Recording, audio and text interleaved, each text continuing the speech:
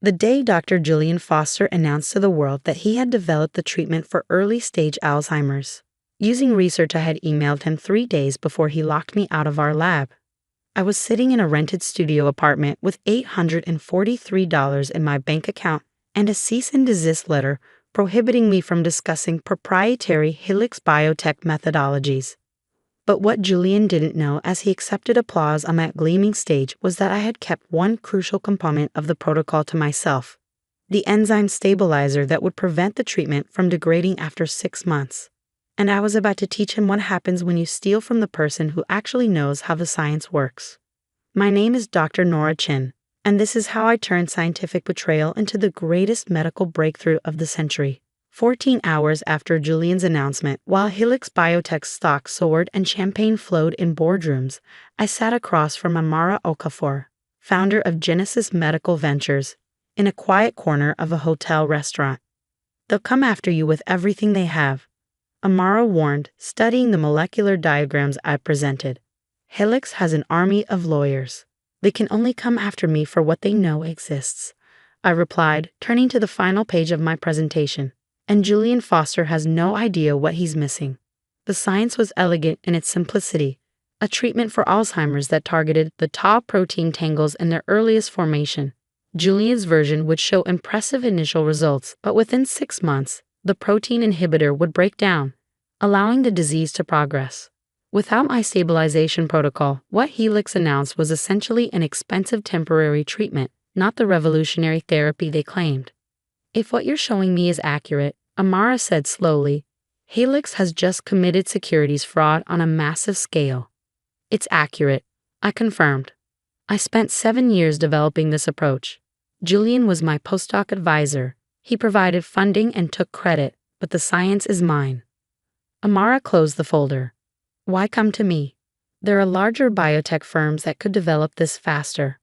"Because you're the only CEO in biotech who was once a research scientist herself. You understand what Julian did isn't just theft, it's a violation of everything science stands for." Her eyes, sharp and assessing, held mine. "And revenge? Is that part of your motivation, Dr. Chen?" "Justice," I corrected. "For myself, yes, but also for the patients who deserve the complete treatment, not the flawed version Julian is rushing to market." 3 days later, I became Genesis Medical's newest research director with a fully equipped lab and a team of scientists who hadn't been told my history with Helix. Amara had insisted on that condition. What we were developing would stand on its scientific merit, not as a referendum on Julian Foster's ethics. The work was exhilarating, free from Julian's constant interference and credit grabbing. I refined the stabilization protocol, making it more effective than my original design. My team, brilliant researchers who had been overlooked by larger companies because they didn't fit the typical profile of corporate scientists, brought fresh perspectives that accelerated our progress. 4 months into our work, just as we prepared for preliminary trials, my phone rang with a number I hadn't seen in months. "Nora?" Julian's voice carried its familiar condescending tone. "I think it's time we talked about your departure from Helix." I stepped into the hallway away from my team. "What's there to discuss, Julian? You locked me out of my lab, claimed my research as your own, and threatened legal action if I spoke about it." "Water under the bridge," he said dismissively. "Our initial trials are showing excellent results. The board has approved a conciliatory package for your contributions, $2 million and a senior researcher position. Under my supervision, of course." Of course. Because even when offering what he thought was an olive branch, Julian couldn't help but assert his dominance. "Why the sudden generosity?" I asked, though I already knew. The 6-month mark was approaching, when his version of the treatment would begin to fail. "Let's call it professional courtesy," he replied smoothly, "and the recognition that your background knowledge might prove useful as we move toward full clinical trials." My background knowledge, a delicate way of saying he'd discovered there were gaps in the research he'd stolen. "I'm flattered, Julian, but I'm quite happy at Genesis Medical." A pause. Genesis, that little startup. What could they possibly offer that compares to Helix? Integrity. I replied simply, "But I wish you luck with your trials. I'm sure they're going exactly as designed." I ended the call, smiling at the implied threat. Julian was smart enough to hear it.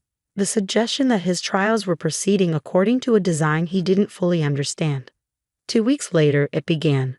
Reports from Helix's clinical trials showed unexpected complications. Patients whose initial improvements were reversing as the treatment degraded. Helix's stock dropped 15% in a single day. Julian made reassuring statements about normal refinement of breakthrough treatments, but the damage was done. Amara appeared in my lab doorway, tablet in hand. Helix just announced they're delaying their FDA application. Apparently, they need to enhance the longevity of therapeutic effects. What a surprise, I murmured, not looking up from my microscope. Their lawyers are asking questions, Nora, about your employment here, about what you might have taken from Helix. Now I did look up. I took nothing but my own intellectual property, the parts Julian didn't even realize existed because he never bothered to understand the science. Everything we're developing here is new work, built on my original theoretical framework. Amara nodded, satisfied. Good, because we're ready to announce our own clinical trials next month. The complete treatment protocol. The press conference announcing Genesis Medical's comprehensive approach to early Alzheimer's intervention was deliberately low-key.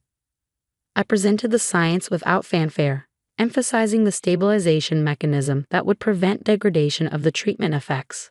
I never mentioned Helix or Julian, but I didn't have to. Every scientific journalist in attendance understood the implications. By the end of the day, Helix Biotech's stock had fallen another 20%, and Julian was facing pointed questions about whether he had deliberately misrepresented his research.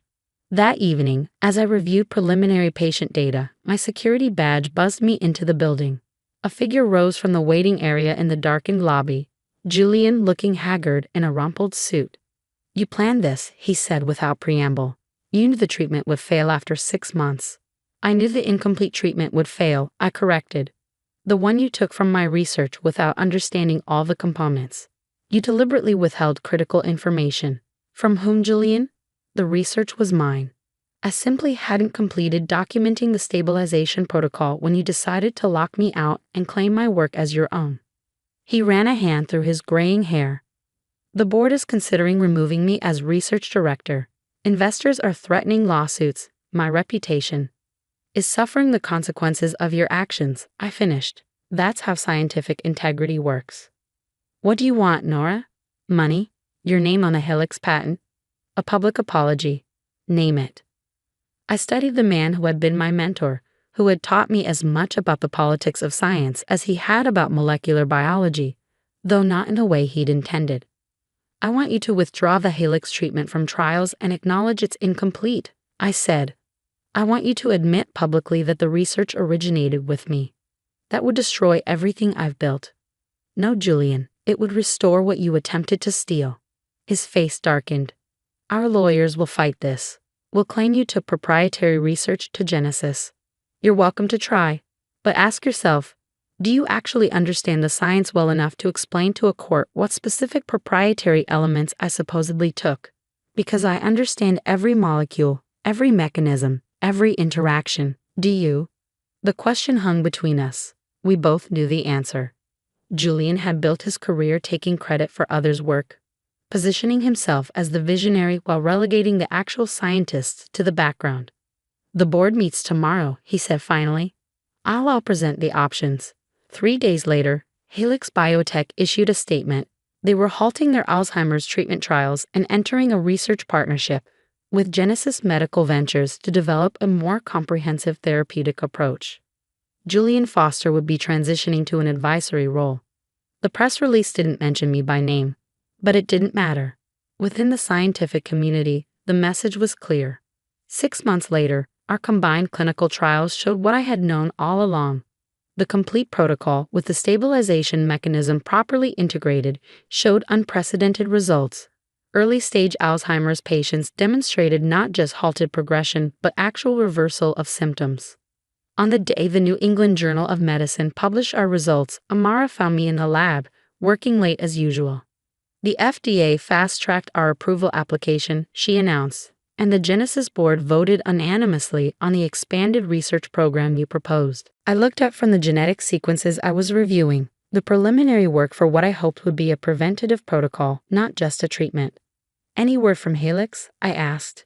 Julian resigned last week. Word is he's taking a position at a small university research department. She smiled slightly. Teaching ethics in scientific research, ironically. I returned to my work, feeling neither satisfaction nor vindication. The past year had taught me that the real victory wasn't in Julian's downfall, but in the work itself, in creating something that would help millions of people, in building a research team that valued scientific integrity above personal advancement. Dr. Okafor. A young researcher appeared in the doorway, clutching a tablet. The new T-cell response data you asked for. Amara gestured her inside. Dr. Chen should see this too. Marina was just telling me about her theory on enhanced neuroplasticity in conjunction with our treatment. The young woman, barely out of her PhD program, nervously outlined her hypothesis, gaining confidence as both Amara and I asked questions and offered suggestions rather than dismissals. This could be a significant extension of the protocol, I said when she finished. Would you like to develop a research proposal for a pilot study? Her eyes widened. You let me lead that project. Not let you, Amara corrected. Ask you, because it's your insight, your theory.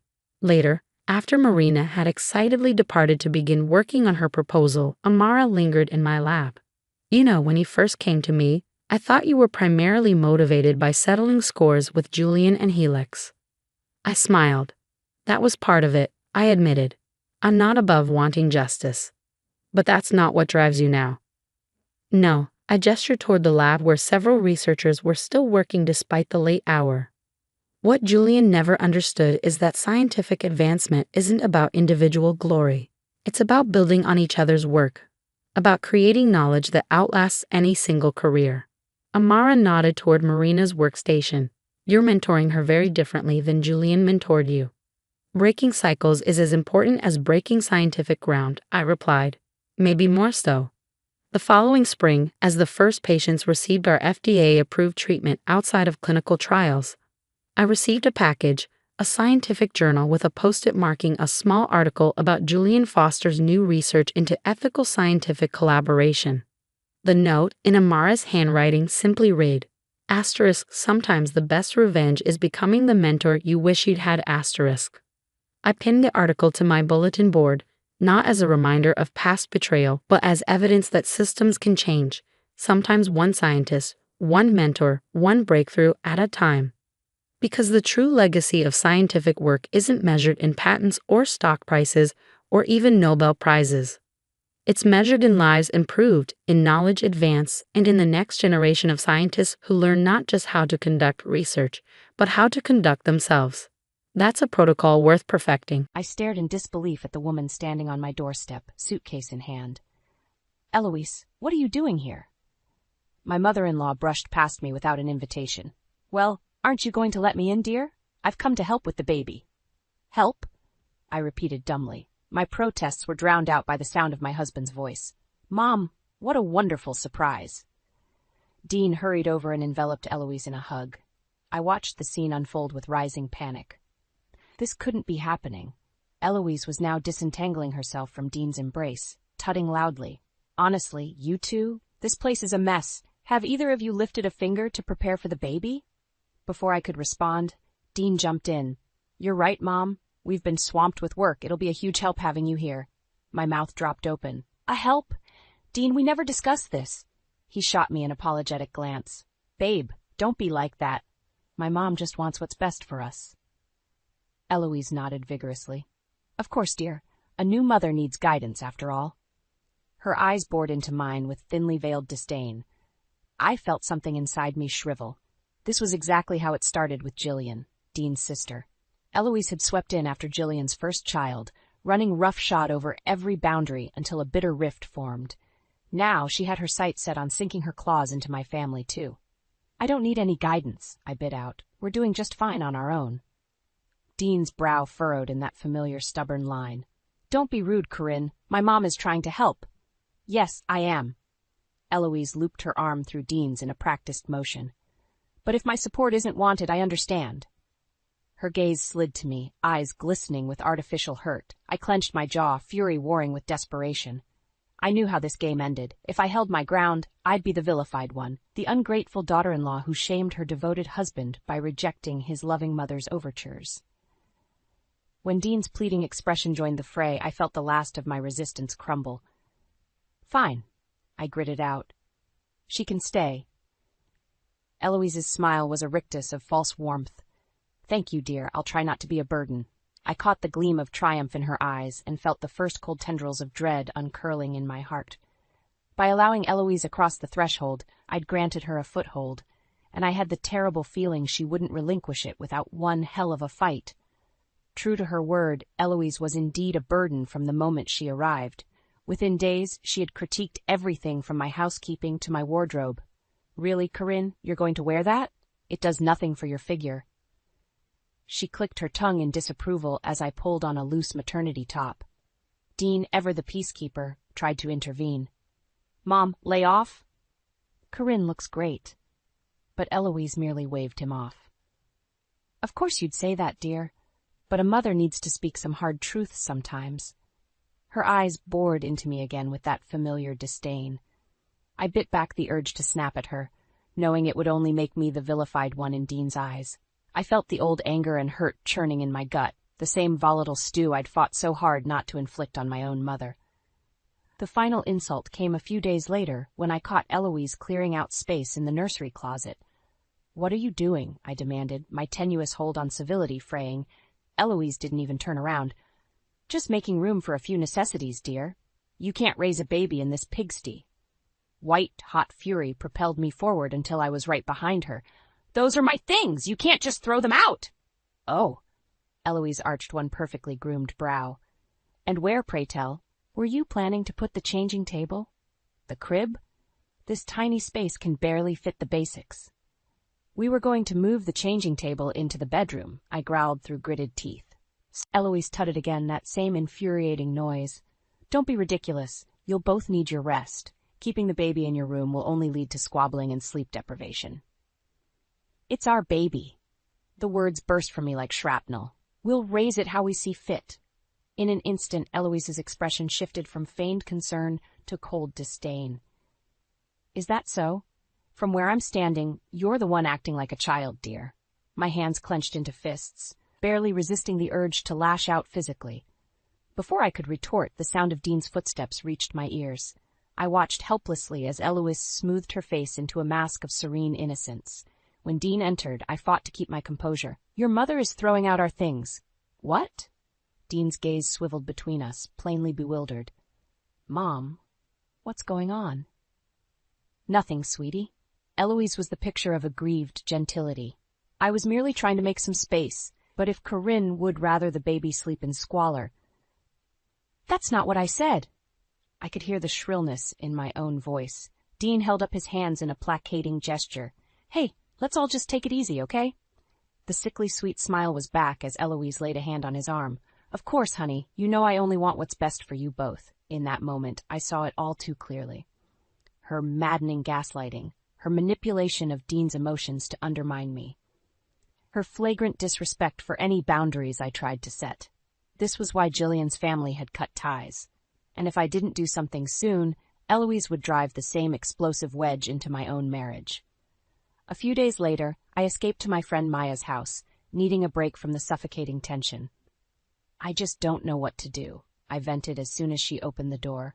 "Eloise is driving me crazy. She questions everything I do, oversteps every boundary." Maya ushered me inside, her expression one of sympathy. "That's awful, Corinne. Why don't you just kick her out?" "I've tried." I sank onto her sofa with a groan. "But Dean refuses to see how toxic she is. He's completely under her spell." Shaking her head, Maya sat beside me. "Men can be so oblivious when it comes to their mothers. Have you tried talking to him again?" "Yeah, and it's always the same thing. She means well, Corinne. Don't be so hard on her." I threw up my hands in frustration. Meanwhile, Eloise acts like a sweet little angel whenever he's around. "That manipulative witch," Maya muttered. I nodded miserably. "Exactly. And the worst part is, she's already turning this pregnancy into a total nightmare. Can you believe she invited people over for some stupid baby prep party without even asking me?" Maya's eyes widened. "She didn't." "Oh, she did." My jaw clenched at the memory. Just barged into the kitchen, announcing it like it was a done deal. I've invited the Hendersons and the Wilsons to come over this Saturday to help get things ready. Maya shook her head slowly. That's a major violation of privacy, not to mention safety concerns with strangers in your home. Tell me about it, I laughed bitterly. When I tried protesting, Eloise turned it around like I was the rude one, putting up roadblocks instead of embracing the village that was coming together for us. That's insane. Maya's eyes flashed with anger. She can't just appropriate your pregnancy like that. According to her, she absolutely can. When Dean backed her up on it, I trailed off, feeling defeated all over again. Maya's hand found mine, giving it a comforting squeeze. Hey, you can't let her get away with steamrolling you like this. That's exactly what she wants. Her words struck a chord. Eloise did want to dominate me, to usurp control over every aspect of my life under the guise of helping. Anger flared in my chest, burning away the hopelessness. You're right, I said, jaw set with new determination. I can't just roll over for her insanity. Enough is enough. Maya grinned fiercely. So what's the plan? 100 possibilities flickered through my mind, each more outrageous than the last. But one in particular made me pause. A half-formed scheme taking root. Actually, I said slowly, I might have an idea. A few days after my visit with Maya, the final straw came in the form of a shattered vase. I returned home from running errands to find Eloise rummaging through my closet again. Clothes and shoes were strewn everywhere. What the hell is going on here? I demanded, hands clenching into fists. Eloise didn't even turn around. Such language, Corinne. Hardly befitting for a mother. Befitting? I echoed, anger making my voice tremble. How about basic privacy and respect? That got her attention. Eloise swiveled to face me, mouth pinched in displeasure. Don't be so dramatic, dear. I was merely trying to clear out some space. By destroying my closet? Those are my things. Clutter and chaos, more like, she sniffed disdainfully. You'll thank me once the nursery is ready. Something inside me snapped at her sheer entitlement. Get out, I bit out through gritted teeth. Get out of my house right now. Eloise's eyes went wide with unconvincing hurt. Corinne, surely you don't mean... I mean it, I overrode her sharply. You've overstayed any welcome you might have had. Pack your things and leave. For a moment, she seemed taken aback by my vehemence. But her recovery was swift, lips curling into a disdainful smile. You poor, deluded girl. You honestly believe you have any authority here? Her tone was laced with patronizing pity. This is my son's home, and whether you like it or not, I'll always have a place in it. White-hot fury lanced through me.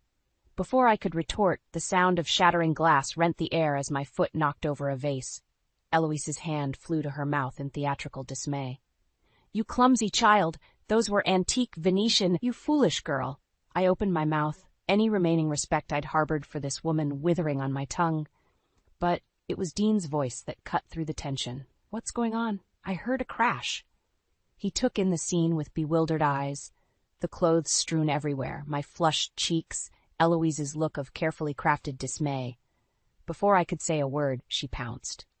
Oh, sweetie, it was simply dreadful. I was only trying to help organize a bit, and Corinne just flew into a rage. What? I choked out. That's not... Shattered that priceless vase your grandmother left me in a fit of uncontrolled temper. Eloise went on, tears welling artfully in her eyes. I did not. I turned desperately to Dean. She was going through my things again without permission. But the damage was done. Dean's expression was a kaleidoscope of conflicting emotions, disappointment, anger, hurt, all directed at me. That's enough, he said lowly. We'll discuss this later. Mom, why don't you go lie down? With a tremulous sob, Eloise nodded and exited the room. I was left alone with Dean, suddenly bone-weary under the weight of his stony glare. Well, he prompted after a stilted silence. What do you have to say for yourself? I opened my mouth, 1,000 recriminations on my tongue. But in that moment, I knew no defense would be enough to sway him. Dean was too entrenched in his blind support of his mother. My shoulders sagged in defeat. What was the point of fighting a war I couldn't win? That night, as I lay awake in bed, the first flickers of another strategy began taking shape. If shouting matches and explosive confrontations failed, perhaps a more subtle approach was needed. Eloise wanted to undermine me? Well, two could play at that game. Only this time I'd strike with stealth and cunning rather than blunt force. After all, she'd taught me well in the art of deception and revenge. The next morning, I awoke with a newfound sense of purpose. As Eloise swept into the kitchen, serene as ever, I forced a placating smile. "Good morning. I'm so sorry about my outburst yesterday. The pregnancy hormones, you know." I let out a self-deprecating chuckle. Eloise's eyes narrowed fractionally before she smoothed her features. "Well, I certainly understand how unsettling this transition can be, dear." "Exactly." I nodded in agreement. "Which is why I'm so grateful to have your guidance. You're absolutely right. I need to start nesting and embrace the village rallying around us." Her smugness was palpable, suspicion forgotten. "I'm pleased you've finally come to your senses."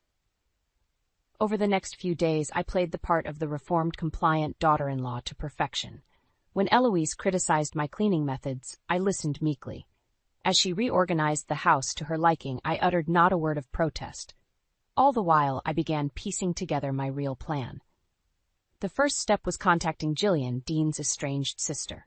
Though our relationship was strained due to Eloise's meddling, she proved a wellspring of information about our mother-in-law's past manipulations. "I've got boxes of evidence," Jillian confided when we met for coffee. "Emails, texts, you name it, all documenting the cruel, underhanded ways Mom drove a wedge between me and my husband until he couldn't take it anymore." I listened with equal parts horror and vindication as she recounted dozens of instances just like the ones I'd endured, only far worse. Next, I began stockpiling my own proof.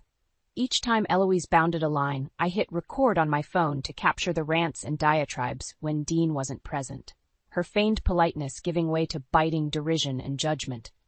"Who does she think she is, contradicting me like that?" she fumed after one argument about baby supplies.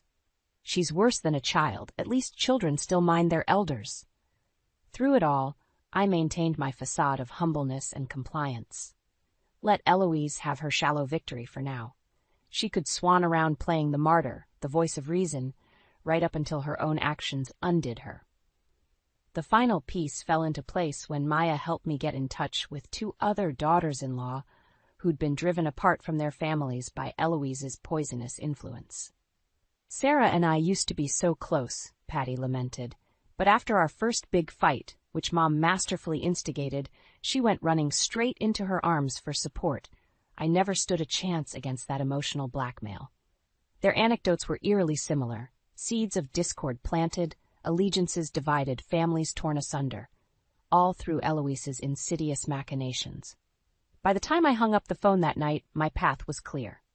If this was the only way to wrest back control, to protect my family from the toxicity Eloise represented, then so be it.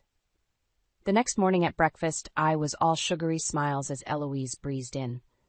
"I've been thinking," I began lightly.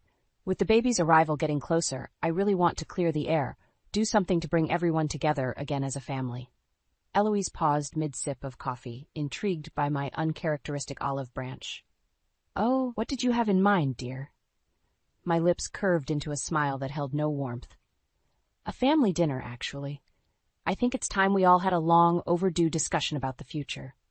The night of the family dinner, I was near vibrating with nervous anticipation. Despite my outward calm, it took every ounce of effort to keep my hands from shaking as I set the table. Right on schedule, the doorbell rang. I pulled open the door to find Jillian shifting awkwardly on the front step, her husband Rick beside her. "Thanks for coming," I murmured, ushering them inside. Jillian's expression was tight, her gaze flicking around like a trapped animal. "You're sure about this, Corinne?" Before I could respond, Maya arrived with Patty and Sarah in tow. A chorus of startled greetings filled the air as Eloise swept in from the kitchen. "Well, what an unexpected reunion." Her eyes danced between the assembled families, mouth curved in a politically bland smile. "How lovely to have you all here." The calculated pleasantry grated, threatening my hard-won composure. I could see Jillian tense beside me, no doubt reading the same insincerity. Thankfully, Dean chose that moment to join us. "Hey, everyone's here. Should we get started?" I forced a bright smile. Actually, I thought we could wait for the final guests to arrive. Right on cue, the doorbell rang again. This time it was the Conway family, former in-laws who had cut ties with Eloise over a decade ago after an epic blowout regarding their grandchildren. Complete silence reigned as Eloise registered their presence, a muscle twitching in her artificially smooth cheek. "Judith, Thomas, how unexpected." Judith offered a tight smile that didn't reach her eyes. "Really, Eloise? After all you've put our family through, you can't fathom why we're here." For the first time, I detected a flicker of unease in Eloise's perfectly cultivated mask, but her recovery was as swift as ever, the sickly sweet smile reappearing. Now, let's not let old grudges spoil the evening." "Cut the crap, Mom," Jillian suddenly burst out. All eyes swiveled her way as she took an unconscious step forward. "We're not falling for your gaslighting routine again." Eloise's expression shuddered, eyes glinting with cold fury despite the saccharine tone. "Jillian, darling, whatever are you? You manipulative, lying witch." It was Patty who exploded next, all her grievances bubbling over. "You destroyed my relationship with Sarah just like you tried with these others." The room erupted into a maelstrom of shouting voices, accusations flying, tempers flaring, decades of bitterness and pain unleashed. Through it all, Eloise stood ramrod straight, eyes blazing, veneer of civility disintegrating. At some point, Dean's voice cut through the chaos. "Enough! What the hell is going on here?" An eerie hush followed his bellow. I could see the stunned hurt writ across his features as the reality of the situation dawned. My mouth was dry as chalk, but I knew this was the moment. Reaching into my pocket, I pulled out my phone and met Eloise's gaze steadily. "You might want to have a seat for this." The first recording began to play, anger and condescension dripping from Eloise's tinny voice as she ranted about me. Then another file, more vicious put-downs and criticisms, and another after that, the damning evidence piling up one after another. Eloise paled, seemingly struck dumb. Dean's expression morphed from disbelief to stunned hurt to white-hot rage, as each new vileness issuing from his mother's lips assailed him. By the time the final recording clicked off, a profound silence had fallen over the room. I could see it all clicking into place for Dean, the missing puzzle pieces, the half-sensed deceptions. Finally he turned to Eloise, face like chiseled stone. "Get out!" Her mouth worked soundlessly as she struggled to find her footing. "Sweetheart, you don't understand." "I said get out!" Dean's roar made us all flinch. "I want you gone, Mom, tonight." To her credit, Eloise didn't argue further, shoulders slumped in rare defeat. She turned and walked out of the dining room, out of our lives. Only then did the euphoric chatter and embraces erupt around me. But all I could feel was the searing ball of hatred still burning in my belly, despite my victory. Because as satisfying as her downfall was, I knew it was only the beginning of making her pay. A tense silence fell over the dining room after Eloise's abrupt exit. I could sense the weight of 1,000 unspoken questions, accusations, and recriminations hanging in the air between Dean and the assembled families. Judith Conway was the first to break it. "Dean, I know this is a shock, but your mother's behavior—" "Don't." Dean's voice was little more than a ragged croak as he held up a hand. "Just don't." He dragged his palm down his face, suddenly looking decades older. When his eyes finally lifted to meet mine, they were haunted. "You knew about all of this vindictiveness, the cruelty." It wasn't quite an accusation, more a pleading for context, for something to make sense of the shattered reality before him. I swallowed hard against the surge of bitterness that welled in my throat. How many times had I tried explaining only to be brushed aside? But righteous anger would only push him further away now. "I suspected for a while," I admitted quietly, "but I could never get through to you, Dean. Eloise was always able to gaslight me, twist the reality to make me seem irrational." He flinched slightly at her name, then sank heavily into a dining chair. The wariness emanating from him was a physical force. "So that's why you brought everyone here." Rick broke the stilted silence, realization dawning. "To gang up and force the truth." I opened my mouth to protest the callous phrasing, but Patty jumped in quickly. "Not gang up," she said firmly. "Corinne had to take drastic steps because of how thoroughly Eloise isolated us all, divided and conquered to maintain control." A dull flush crept up Dean's neck as he digested her words. I could practically see the pieces clicking into place, memories and long-buried doubts resurfacing to be viewed under a new, but unerringly honest light. Jillian reached across the table, placing a tentative hand over his. I didn't want to believe it at first either. Not about Mom. Her lips twisted in a rueful approximation of a smile, but her awfulness became impossible to ignore after a while. Dean's jaw clenched hard, eyes glistening with shame, anger, a kaleidoscope of volatile emotions. When he spoke again, the words emerged muffled, as if forced between gritted teeth. All this time? The horrible things she said about you. His haunted gaze found mine again, as the gravity of his betrayal seemed to crash over him in waves. While I just stood by and let her, a pregnant pause lingered as the accusation remained unspoken. In that moment, I could have lashed out, unleashed the full fury of my spite and grievances upon him. But something in his ravaged expression stayed my tongue. Because as righteous as my anger burned, his anguish ran equally deep. My husband had been gaslit, masterfully manipulated by a toxic parent, just like the others in this room. His world had been upended as thoroughly as mine once was, so instead of dealing further blows, I rose and crossed to where he sat, slumped. Ignoring the others' questioning stares, I reached out and drew his head against my stomach, cradling him against the swell of my pregnancy. It's gonna be okay, I murmured, feeling his ragged breaths against my abdomen. We're gonna be okay. Dean stiffened for a moment, then seemed to melt into my embrace like a marionette with its strings cut. I stroked his hair lightly as his shoulders began to shake with silent sobs, offering him this rare shelter and solace. This was a new beginning, I realized. One built on a foundation of brutal truth, but truth nonetheless. Whatever came next, we would face it together as partners rather than adversaries.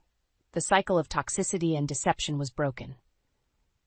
That night, as we fell into an exhausted sleep tangled in each other's arms, I understood the true cost of vengeance was not violence or hatred, but mercy. Mercy hard-won and bestowed upon the humbled. Only then could the past be laid to rest, making way for a brighter future. In the weeks after Eloise's banishment, an uneasy calm descended over our household. Dean and I walked on eggshells around each other, both still processing the cataclysmic shift in our reality. He spent long hours at work, as if immersing himself in familiar routines could undo Eloise's ruinous legacy. When he was home, a brittle tension crackled between us, both skirting the emotional minefield her deceptions had laid. I understood his withdrawal, his need to compartmentalize. God knew I'd erected my own fortresses over the years to survive Eloise's psychological warfare. But even those thick-walled defenses were straining under the weight of all that had transpired. The turning point came one night over a stilted dinner of reheated leftovers. Dean set down his fork with a dull clank. This isn't working. I froze mid-bite, heart jackrabbiting as terrible scenarios flickered through my mind.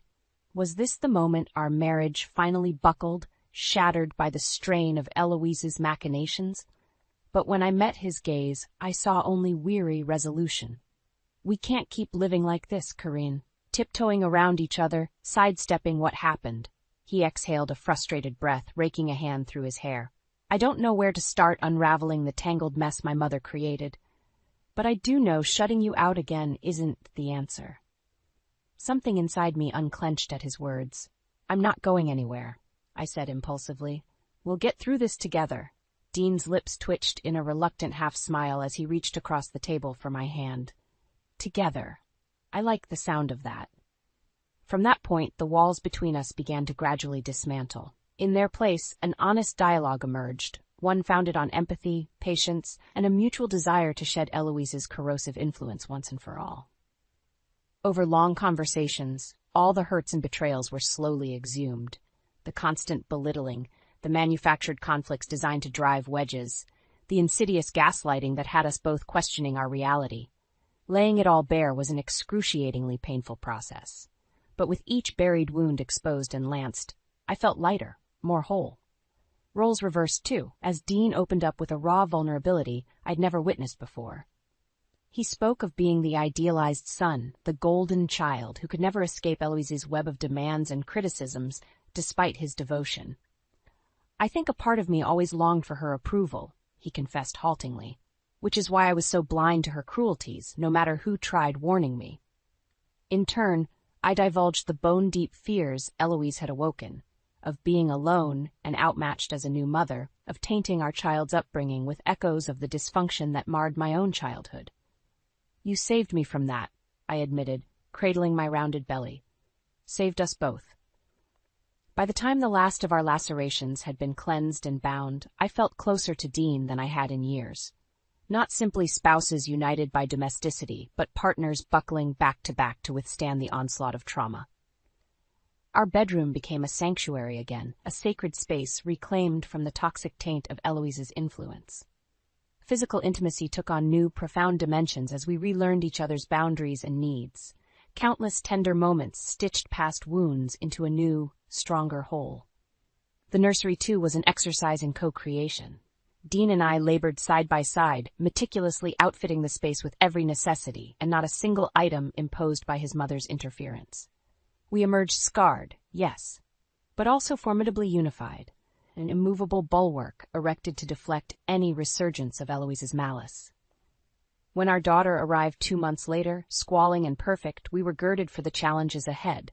Absolutely nothing would disrupt the hard-won peace of our newly reclaimed lives. As I cradled my newborn's warmth against my chest, I knew this child would never want for security, stability, love. Those insidious cycles of toxicity ended with us. Eloise's shadow no longer touched this family. We had stepped, finally, into the light. "You should have handed over control when Dad passed," Brielle's voice cut through the noise like a knife through butter. "This is our chance to sell and make a real profit." My heart stuttered as I peered around the corner, spotting my cousin deep in conversation with Ethan, my fiancé of 3 years.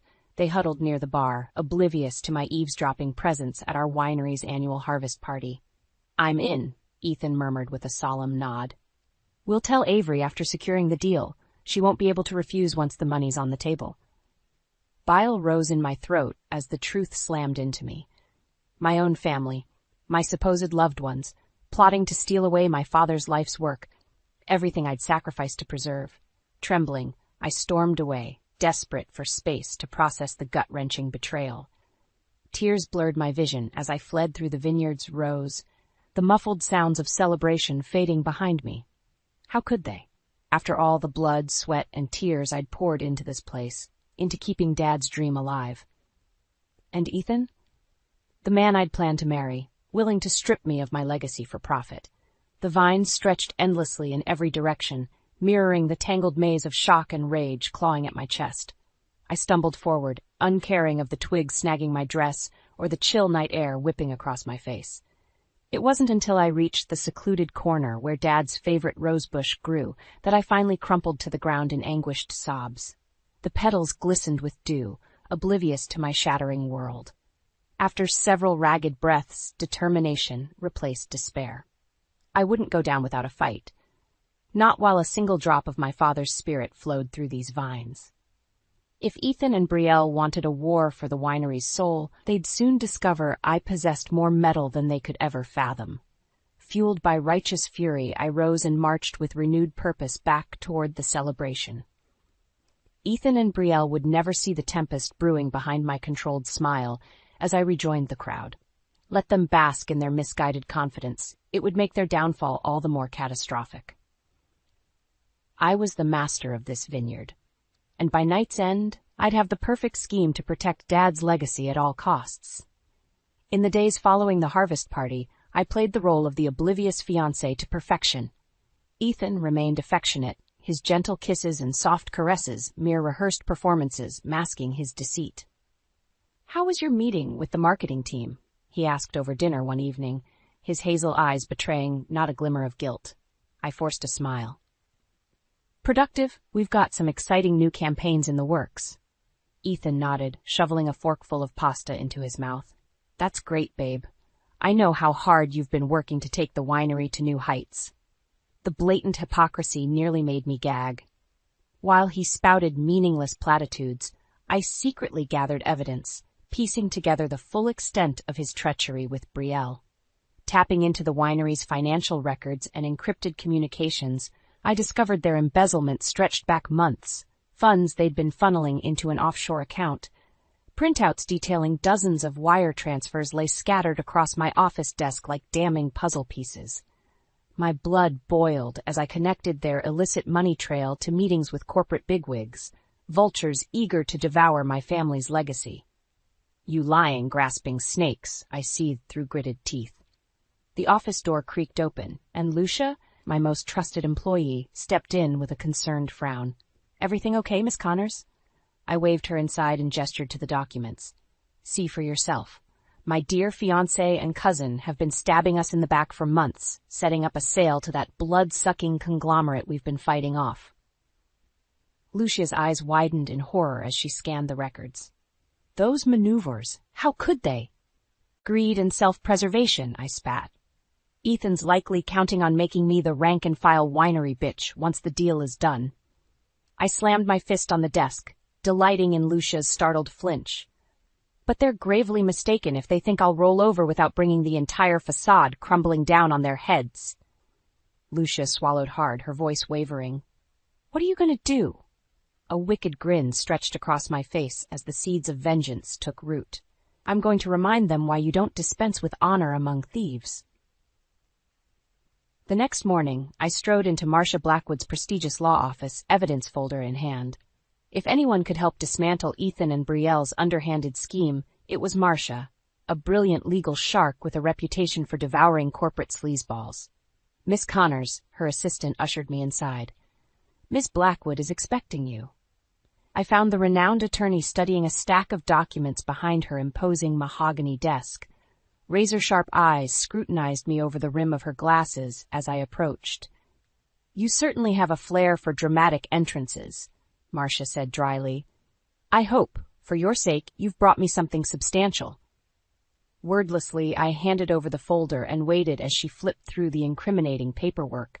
Bank statements, encrypted emails, everything I'd compiled on the betrayal. Marcia's practiced mask of stoicism slipped, her eyebrows arching in disbelief. "This is unbelievable. Your own family conspiring against you in broad daylight." I stifled the urge to snap. Try having that realization slap you across the face. Instead, I simply nodded. "Can you help me take them down?" My voice remained steady, devoid of the raging storm churning beneath my composed exterior. "I want to bury Ethan and Brielle under the full weight of legal and public retribution." A predatory glint flickered in Marcia's eyes, the look of a tiger scenting blood on the wind. "Oh, I'll do more than that, Miss Connors. By the time we're through, their reputations and freedom will be torn asunder. They'll be left destitute, forced to slink away from this valley with their tails between their legs." My lips curved into a vindictive smile, already envisioning the devastation I'd rain down upon the traitorous snakes slithering in my midst. Over the ensuing days, Marcia and I constructed an impenetrable counteroffensive, rallying allies in preparation to obliterate Ethan and Brielle's scheme. Anthony, my winery's head vintner, eagerly supplied information to undermine their corporate dealings. Jackson, our top sales rep, helped divert funds and reroute profitable distribution contracts. Kara in marketing launched a campaign showcasing our heritage and community ties, the very soul they aimed to ravage for profit. With each ally recruited and asset secured, the day of reckoning crept inexorably closer. Ethan and Brielle carried on clueless, their arrogance blinding them to the crumbling ground beneath their feet. I could hardly wait to cement the trapdoor's collapse and revel in their pathetic, well-deserved downfall. The first strike hit with precise, surgical brutality. This just in. Financial records have surfaced exposing embezzlement and corporate fraud at Connor Family Vineyards, the local news anchor announced in a grave tone. Sources indicate Chief Marketing Officer Ethan Baxter and Deputy Manager Brielle Evans have been funneling company assets into overseas accounts for personal gain. I watched with wicked satisfaction as the damning report flashed on the TV, my finger hovering over the pause button. Frozen on screen, Ethan and Brielle's faces contorted in horror. A perfect captured memory. In the ensuing days, a merciless barrage of legal filings and media leaks descended upon the conspirators. Marcia worked tirelessly, slapping them with criminal charges while ensuring every salacious allegation dominated headlines. Ethan confronted me in a heated parking lot showdown, his usually polished veneer cracked and disheveled. "Why are you doing this?" he demanded through clenched teeth, eyes wild and desperate. "We were going to set you up with a nice payoff," More than enough to retire comfortably. I laughed in his face, loud and mocking. And let you thieves bleed my father's legacy dry? Spend his life's work on foosball tables and degenerate thrill-seeking? The venom in my tone seemed to shrink him before my very eyes. You deluded yourself into thinking I'd just hand over the keys and walk away once the money hit my account, that I'd forsake my responsibilities, my duties as Connor heir. Poking his chest with each enunciated word, I leaned until our faces were mere inches apart. You miscalculated. Badly. Ethan recoiled, his expression incredulous. So that's it? You'd rather watch everything burn than compromise? Meeting his gaze with frigid certainty, I replied, some legacies are worth martyring over. With that, I spun on my heel and strutted away, leaving him to stew in his shattered delusions. The next phase hit hard and fast, a series of surgical strikes systematically sabotaging Ethan and Brielle's corporate dealings. One by one, their underhanded business negotiations unraveled in spectacular fashion. Within days, the Vineyard conglomerate abruptly pulled their buyout offer after our PR blitzkrieg portrayed us as a historic community anchor, the embodiment of Napa's proud heritage they'd never uproot without a customer backlash. All its posturing about market share and consolidation swiftly crumbled in the face of such toxic optics. Other potential investors fled like scattering roaches in the light, terrified of being labeled corporate pillagers. With their options dwindling, Ethan and Brielle found themselves outmaneuvered at every turn, each frantic move, born of arrogance and desperation, easily anticipated and deflected. Soon they'd have nowhere left to squirm except directly into the pit of consequences I'd meticulously excavated. I could already envision them dangling on the precipice, one fateful shove from total disgrace and ruin. With Ethan and Brielle's scheme to sell the winery lying in ruins, it was time to set the final stage for my grand defiance. I'd lured the snakes into a corner, now to spring the trap and crush them beneath my heel once and for all. The annual Winemakers Charity Gala presented the perfect opportunity. A high-profile event with investors, media, and industry bigwigs from across the valley in attendance. Precisely the backdrop I needed to thoroughly humiliate the treacherous fools threatening my legacy. You wanted to speak with me? Ethan sidled up beside me, his expression a pathetic mask of defeat and confusion. Behind him, Brielle hovered nearby, shoulders slumped in dejected resignation. I regarded them both with callous appraisal. Yes, there's an important matter we need to discuss at the gala tonight, a major announcement regarding the winery's future. Ethan's brow furrowed as he processed my words. You mean? Exactly. I allowed a calculated pause, lips curving into a razor-thin smile. I think it's time I abdicated control and allowed the next generation to steer Connor Vineyards forward, with all our supporters present to bear witness. His features slackened in apparent relief, and I had to stifle a derisive snort. If only he knew the profound depths of his delusion. I don't know what to say, he stammered out. Thank you for finally seeing reason, Avery. I promise Brielle and I will make you proud with the new direction. Save your platitudes. I cut him off with a dismissive wave. Just be prepared to embrace your role on the stage tonight. It'll be a performance neither of you will ever forget.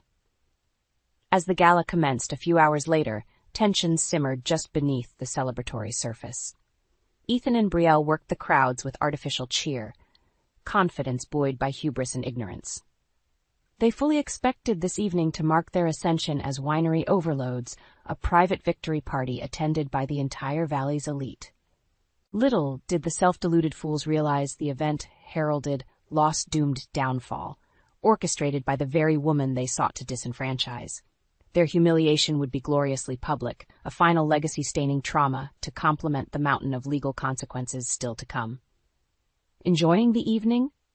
I sidled up to them with 2 fresh glasses of crisp Chardonnay, every inch the gracious hostess. Brielle accepted her drink, green eyes glinting with avarice. It's just the start of many more to come under our management. About that. I raised my glass in preparation for a toast. I believe I promised a special announcement tonight. Ethan's face broke into an eager grin, gobbling up the bait with reckless desperation. You finally saw the light. We're ready to lead the winery into a new prosperous era. Seizing the moment, I strode up onto the stage and seized the microphone, my voice amplifying across the hushed ballroom with authority. Esteemed guests, as many of you know, this gala celebrates not just the year's harvest, but the bonds of community, heritage, and family. I paused, letting the pregnant silence saturate the air like a heavy fog. Therefore, it is with great dismay I must reveal there are snakes in our midst.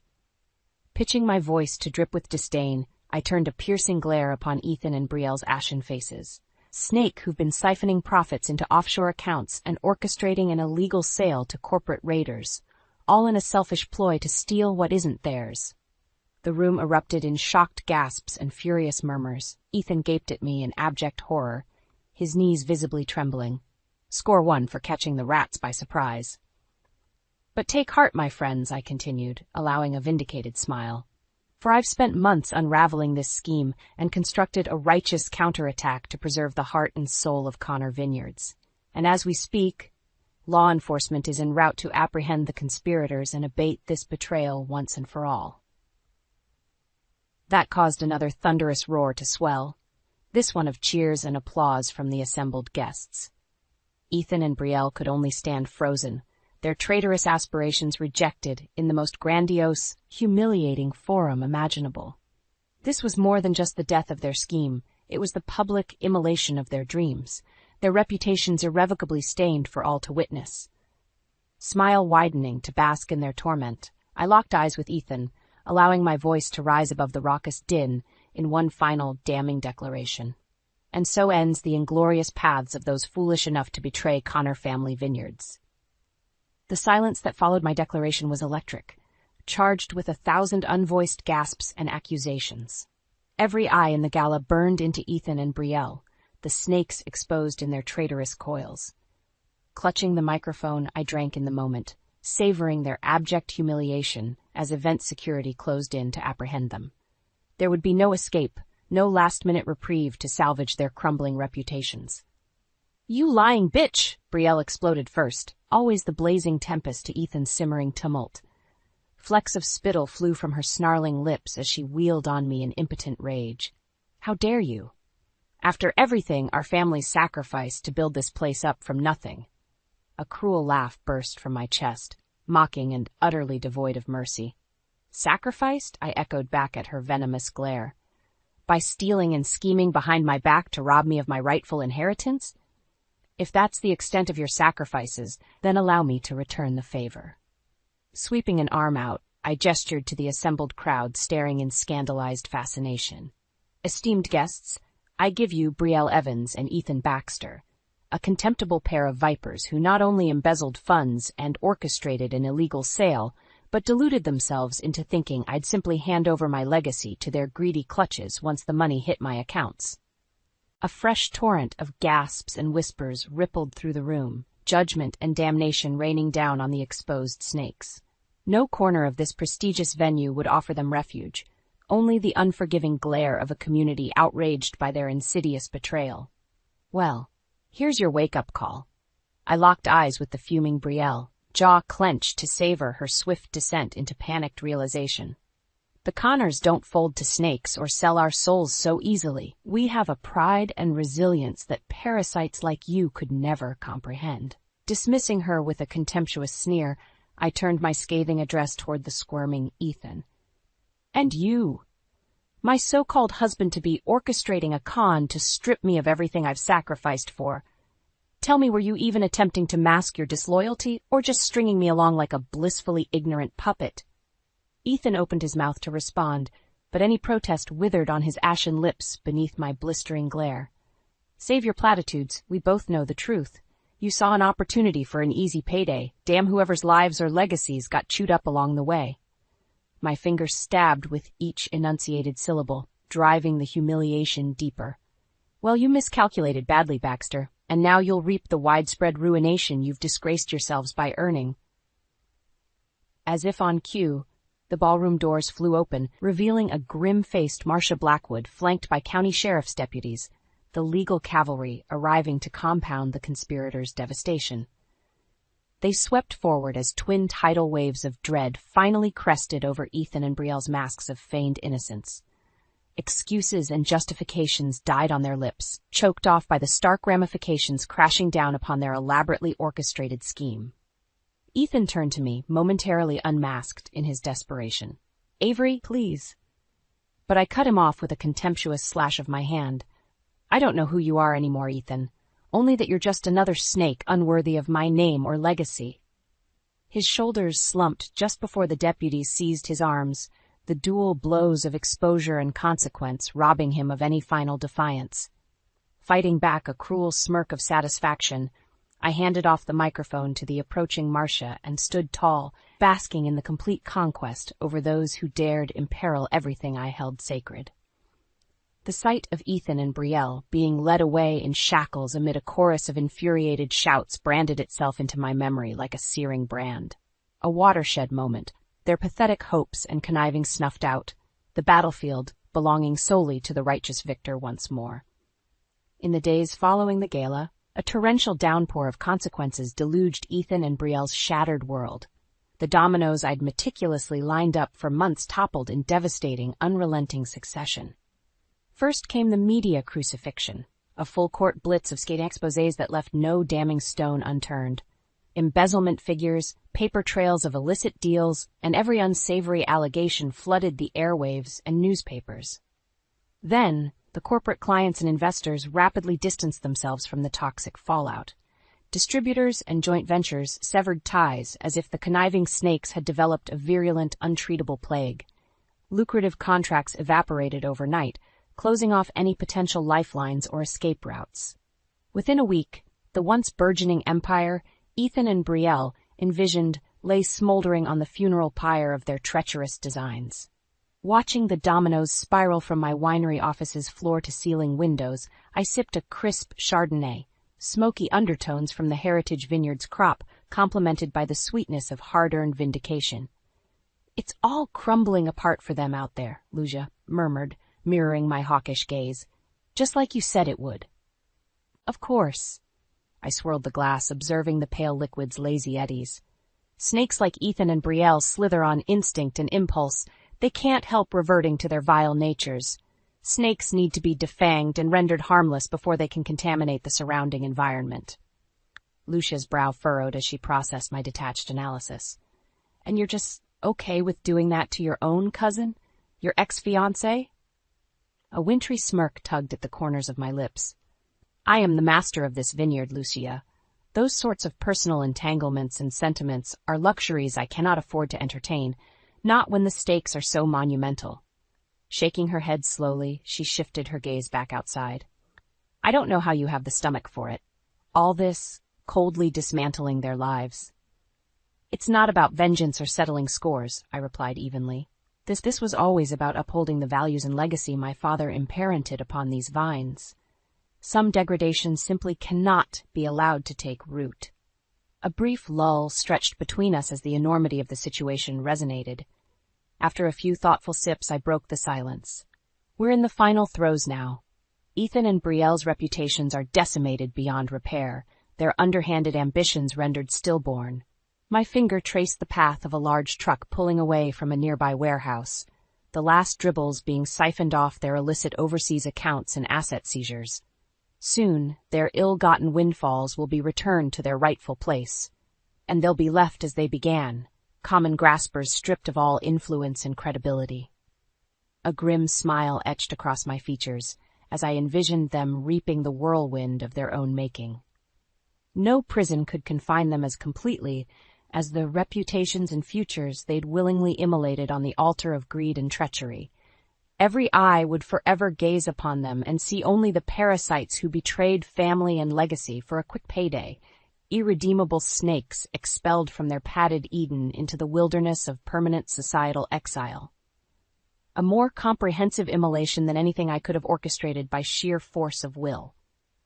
"It's the perfect karmic justice," I declared, clinking my glass against Lucia's in a muted toast.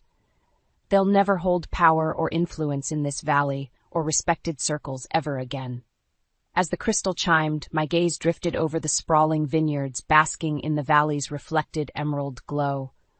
The spark of renewal and reinvigoration already gathered on the horizon, possibilities blossoming like a new bountiful harvest yet to be plucked. My family's righteous legacy endured, burnished anew while the snakes shriveled and expired, warnings to any who dared stake foolish claims against its roots. I would ensure the winery's spiritual heart stemmed strong and proud in the aftermath. This land and its fruits would continue upholding the honored Connor's name long after Ethan and Brielle faded from memory like the meaningless parasites they were. Order had been restored, karmic balance achieved with a ruthless, defensive precision. In the aftermath of Ethan and Brielle's disgrace, an unsettled quiet descended upon the vineyards, the calm before a new season of growth and rebirth took root. I stood alone amid the pruned vines, calloused fingers tracing the gnarled bark, as the first whispers of spring's rejuvenation danced on the crisp morning breeze. The heady, fertile scents served as a poignant reminder of the perpetual cycles governing our world. Decay always preceded new life flourishing from the fallow remnants. Closing my eyes, I inhaled deeply and permitted myself a faint, rueful smile. Ethan and Brielle were experiencing that harsh transition now, reaping the bitter harvest they'd sown through arrogance and betrayal.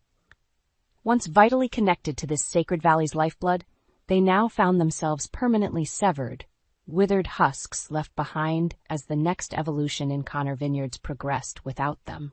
"You look entirely too philosophical for someone clutching pruning shears." Anthony's gruff voice shook me from my reverie. I cracked open one eye to find the cantankerous old vintner shuffling up beside me, shotgun slung over his shoulder in his usual curmudgeonly fashion. "Just savoring the turning of seasons," I replied, nodding toward the replenished vines already studding with pale green buds, contemplating the cycles that govern all aspects of life.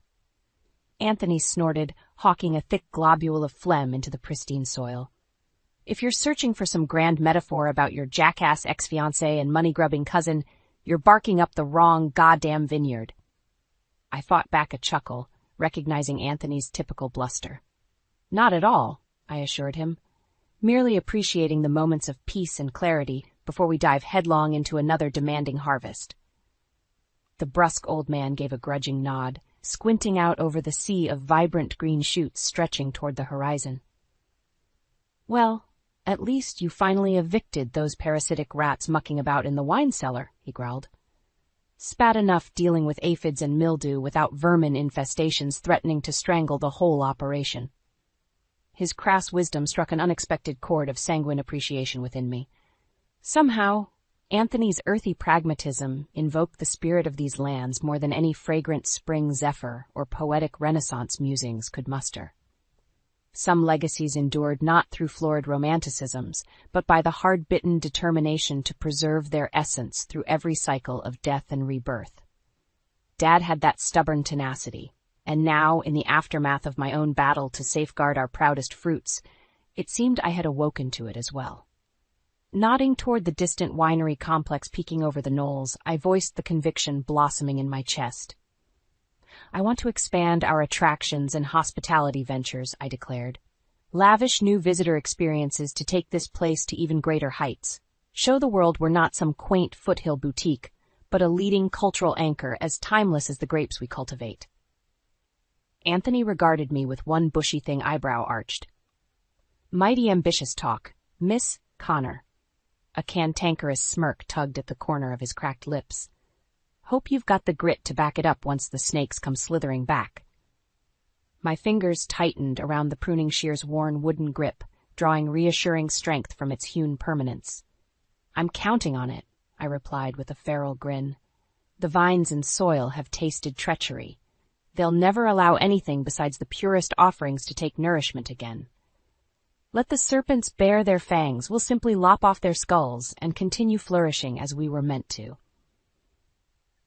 Anthony held my gaze for a long moment before unleashing a gravely chuckle that reverberated across the peaceful vineyard like a rollicking thunderclap. "Well, I'll be damned," he sputtered between wheezing guffaws. "You've finally grown a nice pair of auteur Italian grapes, haven't you, girl?" My laughter joined his, the twin reverberations mingling and trilling through the awakening vines, harbingers of the revitalized spirit and enterprise taking root. As our mirth gradually subsided into a comfortable quiet, I gazed out over my family's verdant domain with a renewed sense of purpose igniting within. No longer would I merely aim to preserve these hallowed lands. That passive existence felt unbefittingly hollow in the wake of my trials. From the ashes of duplicity and desecration, a new, more ambitious path beckoned to be forged. One that would elevate Connor Vineyards to unprecedented glories and esteem its founder could scarcely have envisioned. But I sensed Dad's spirit smiling down upon the endeavor, regardless, for he would surely recognize the resilience and singular drive propelling his heir's ascent from turmoil to triumph. The snakes had been vanquished. Now it was time for the phoenix to stretch its wings and soar toward new promised harvests. The video message from my daughter-in-law Lena landed like a slap to the face. There she was on the screen, perfectly made up, her blonde hair cascading over designer clothing, a fake smile plastered on her lips. "Hi Marlene, Theo," she began in that sickly sweet tone. "I'm reaching out about Aiden's 5th birthday bash next month. It's a major milestone, so we want to make it extra special." Here it comes, I thought, exchanging a wary glance with Theo. Ever since Elliot married this Instagram beauty queen, her demands on us had only grown. "A little birdie told me you two were looking to get Aiden something amazing for his big day." Lena batted her fake eyelashes. "Well, I'm making it easy. Aiden would absolutely love a brand new swimming pool installed in our backyard." My jaw dropped. A pool? Those ran tens of thousands of dollars, even for a basic model. Nothing too fancy, Lena continued with a dismissive hair toss. "Just your standard issue resort-style in-ground pool with a pool house, hot tub, the whole 9 yards. You know how much Aiden loves swimming." She droned on with more details of her extravagant vision, but I'd stopped listening. This was absurd. After years of her entitled behavior, this felt like the final straw. "So let me know if you need any other details. But really, make it worthwhile or don't even bother showing up." Lena flashed one last grin before the video cut out. The silence hung heavy between Theo and me. "She can't be serious," I finally sputtered. Theo sighed, squeezing the bridge of his nose. "When is she not?" You know how Lena gets. I did know. Ever since Elliot brought this artificially sweet high-maintenance woman into our lives, she'd made increasingly outrageous demands under the guise of making memories for our grandson Aiden. Expensive Disney cruises, designer clothes, even a celebrity kiddie party planner for his 4th birthday bash. And Lena always spun it as being for Aiden, but anyone could see the real priority was herself and her influencer image. But this took things to another level. A fully decked-out pool just for a kid's birthday? It was obscene. "We can't," I said flatly. "Theo, we don't have that kind of money. Even if we scraped everything we had, there's no way." Tears pricked my eyes, a mix of anger, hurt and exasperation churning inside me. This was our family she was talking about, not one of her online audiences to impress. I could see the same emotions etched on Theo's face as he pulled me into a hug. For a long moment, we clung to each other, united against Lena's audacious demand. But Theo eventually pulled back, resignation in his eyes. Maybe we could look into something smaller," he said tentatively. "We both have been putting in extra hours at work, and there's my pension fund that'll be available soon." I stared at him, stunned he'd even entertained such lunacy. "You're not seriously considering this?" He shrugged helplessly. "It's for our grandson, Marlene. If doing this might help get Lena off our backs, keep Elliot and Aiden in our lives." His words trailed off, but I could hear the unspoken meaning loud and clear. If giving Lena what she demanded was the price for preserving our family, for keeping Elliot and Aiden from being completely poisoned by her distorted values. Reopening the wound she just inflicted, Lena's parting words echoed in my mind. "Make it worthwhile, or don't bother showing up." My heart ached at the thought of being cut off from my only grandchild over this, but I also couldn't fathom bankrupting ourselves for one of Lena's tantrums. Squaring my shoulders, I met Theo's worried gaze. No matter what it took, I wouldn't let this woman fracture our family. We had to find a way to make this right.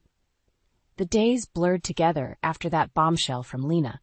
Every conversation, every interaction seemed to circle back to her outrageous pool demand.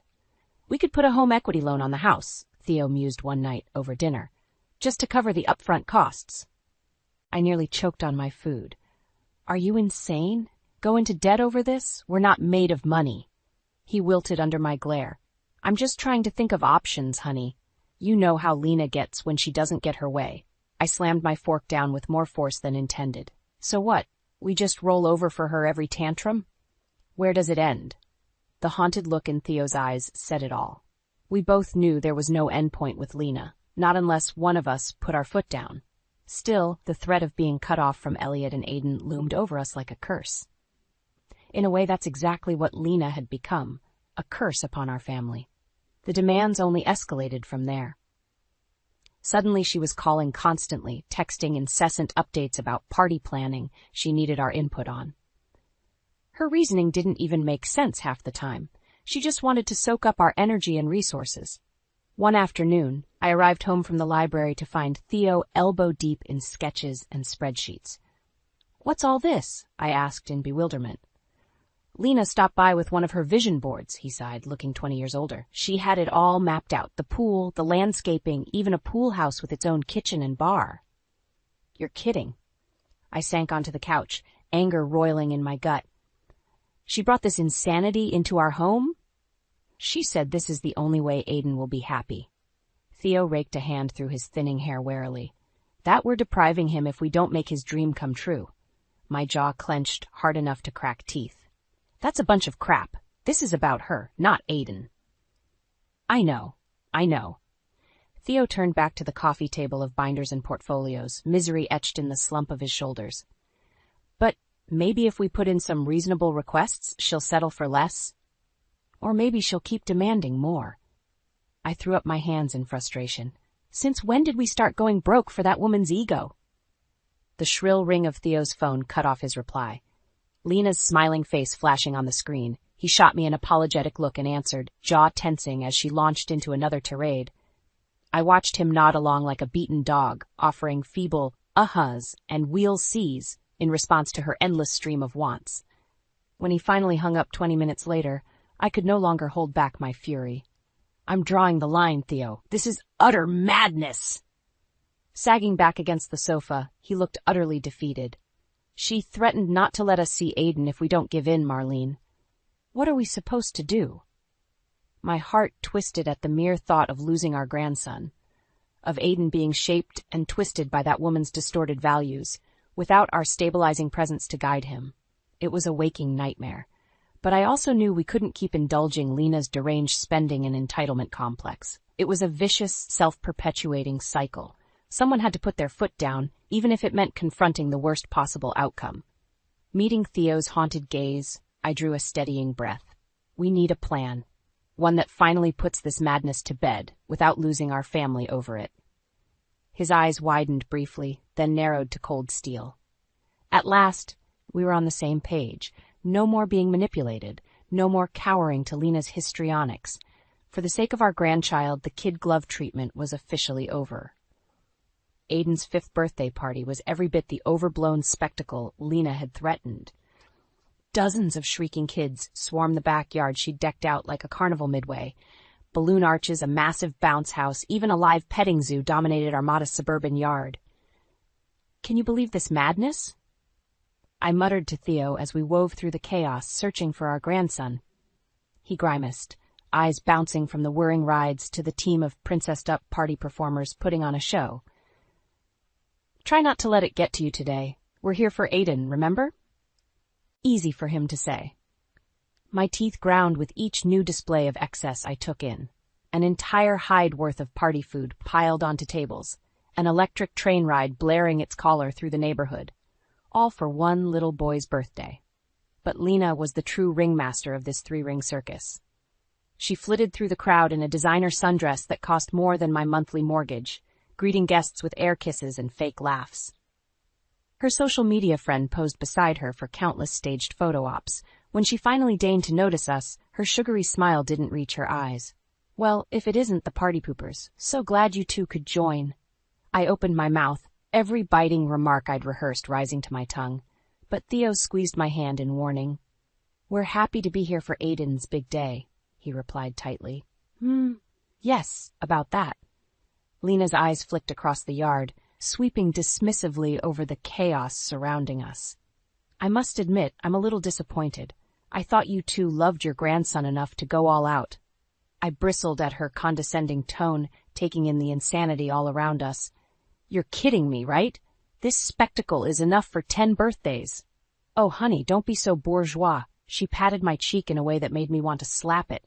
You know that's just how us influencers do things. Go big or go home, right? The fake, tinkling laugh that followed made my blood boil. Bourgeois? She was the one blowing enough cash for a down payment on a house on this ridiculous circus. Where's the gift, anyway? She tapped one designer heel impatiently. I gave you too ample time to make this a memorable bash for Aiden.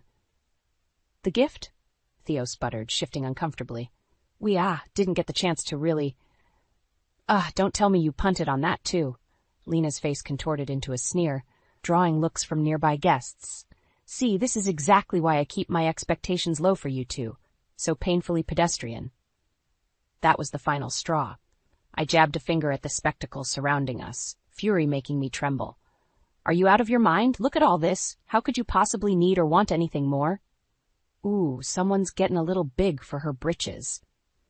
Lena ran her eyes over me with barely disguised contempt. I expected better than this pathetic display from my husband's parents. Truly disappointing. As her social circle began murmuring and leaning in, I saw red. The only disappointment here is you, using Aiden as an excuse to bankrupt us over this gaudy. Mommy? The small, timid voice caused the breath to catch in my throat. I turned to find Aiden himself standing there, party hat askew and confusion written on his cherubic features. What's going on? His wide eyes bounced between Lena and me. For a long, tense beat, the entire party seemed to hold its collective breath, waiting for Lena's response. Then her features melted into an exaggerated pout, and she rushed to pull Aiden against her hip.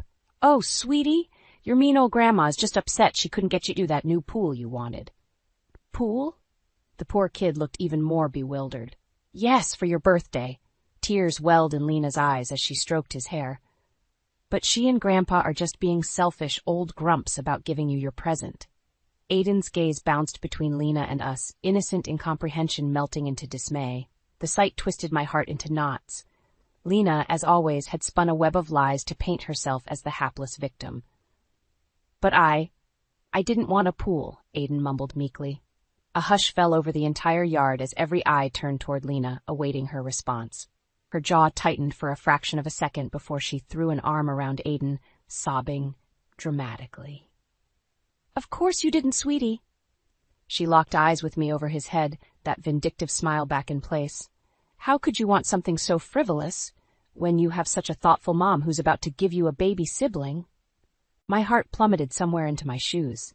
As a new flood of cries and gasps filled the yard, surrounding us in a swell of shock, Lena just stared at me in cold triumph. In that moment, I knew nothing would ever be the same. The fallout from Aiden's disastrous birthday bash was swift and absolute.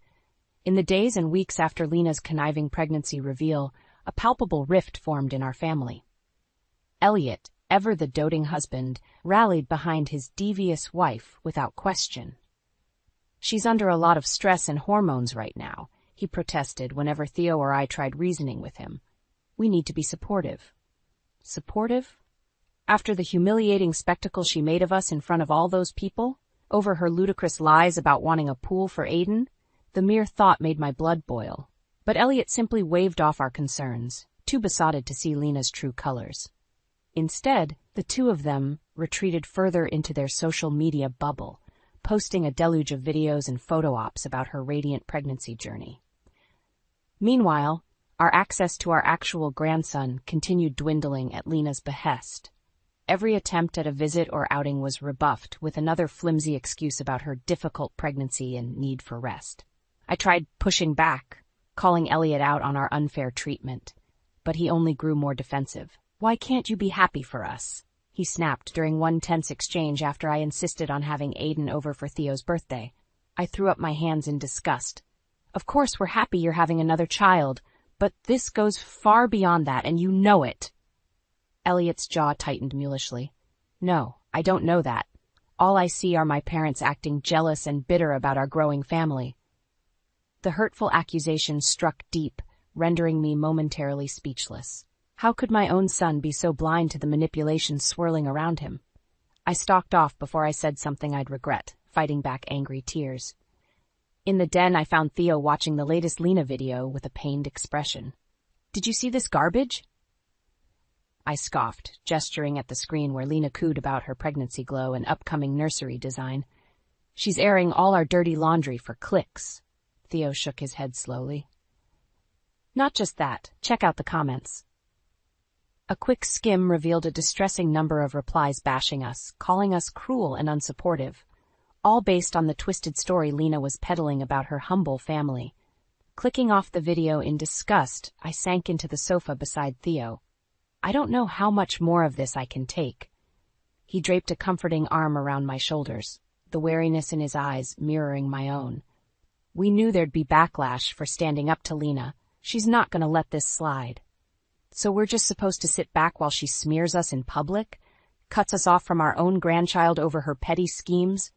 Tears of frustration stung my eyes. Of course not, but we need to be smart about our next move. As if on cue, Theo's phone chimed with a new text notification. Something in his expression shifted as he read the message. "What is it?"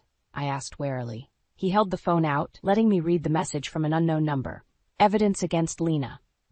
Seeing you suffer kills me, but I can help. Attached are files on her real spending priorities. No need to thank me. I'll remain anonymous. Do what you must."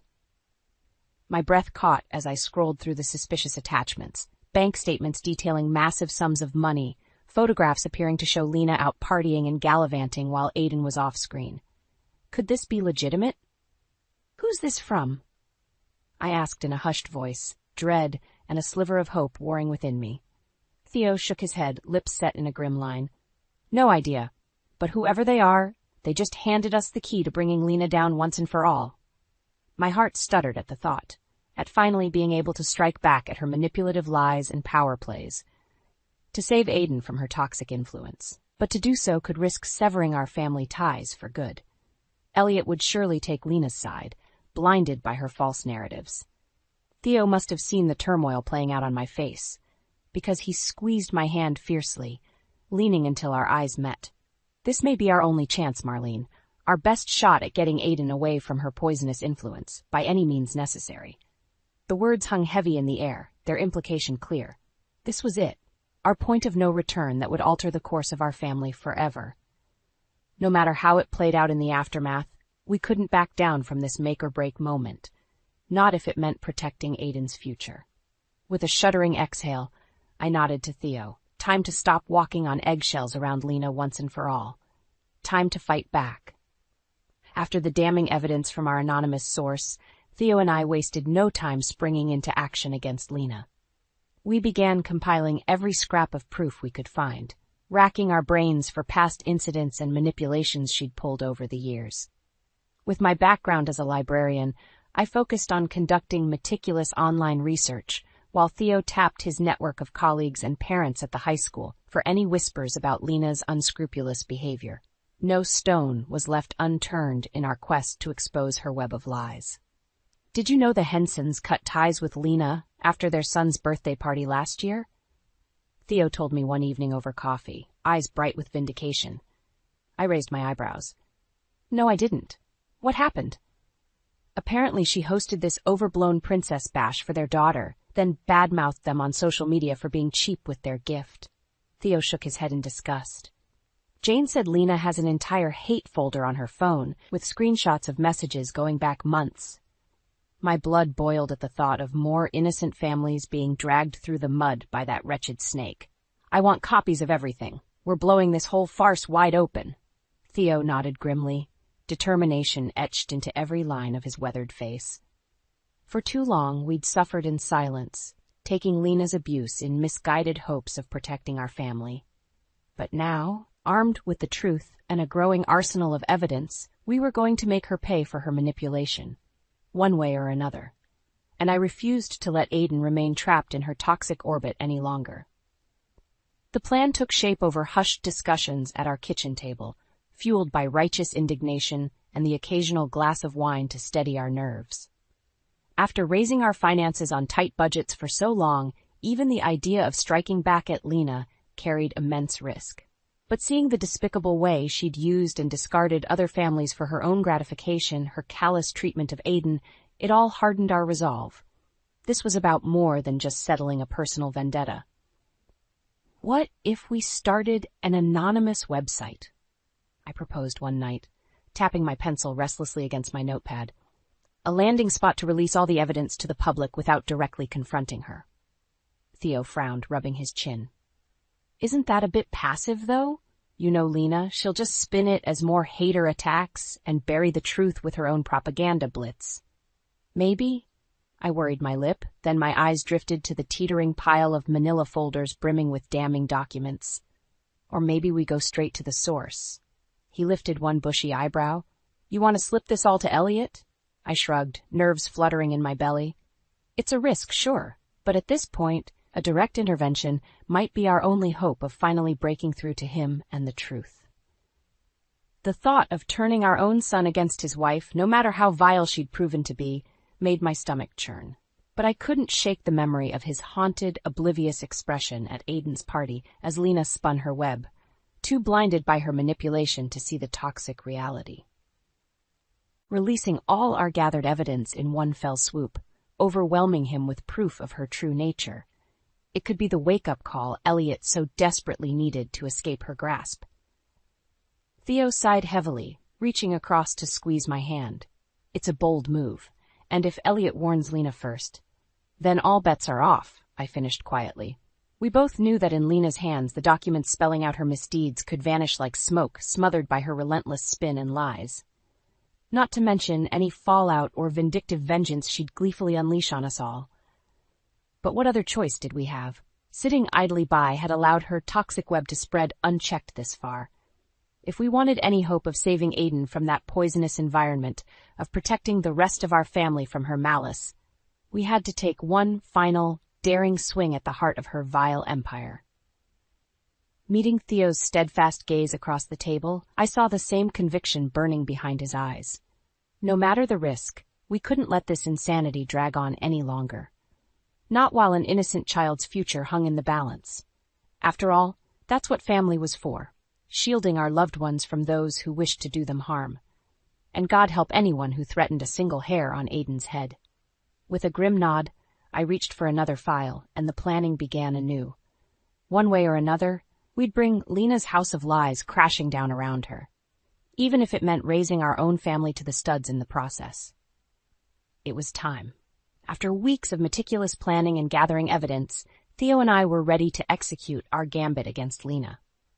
The night before, we'd uploaded a comprehensive file dump to an anonymous web server, a digital dossier containing every scrap of proof we'd uncovered about Lena's neglect, manipulation, and wasteful spending. Incriminating bank statements, logged social media activity, even testimonies from others she'd mistreated over the years. All of it packaged together in one tidy bundle, waiting for our final keystrokes to release it upon the world.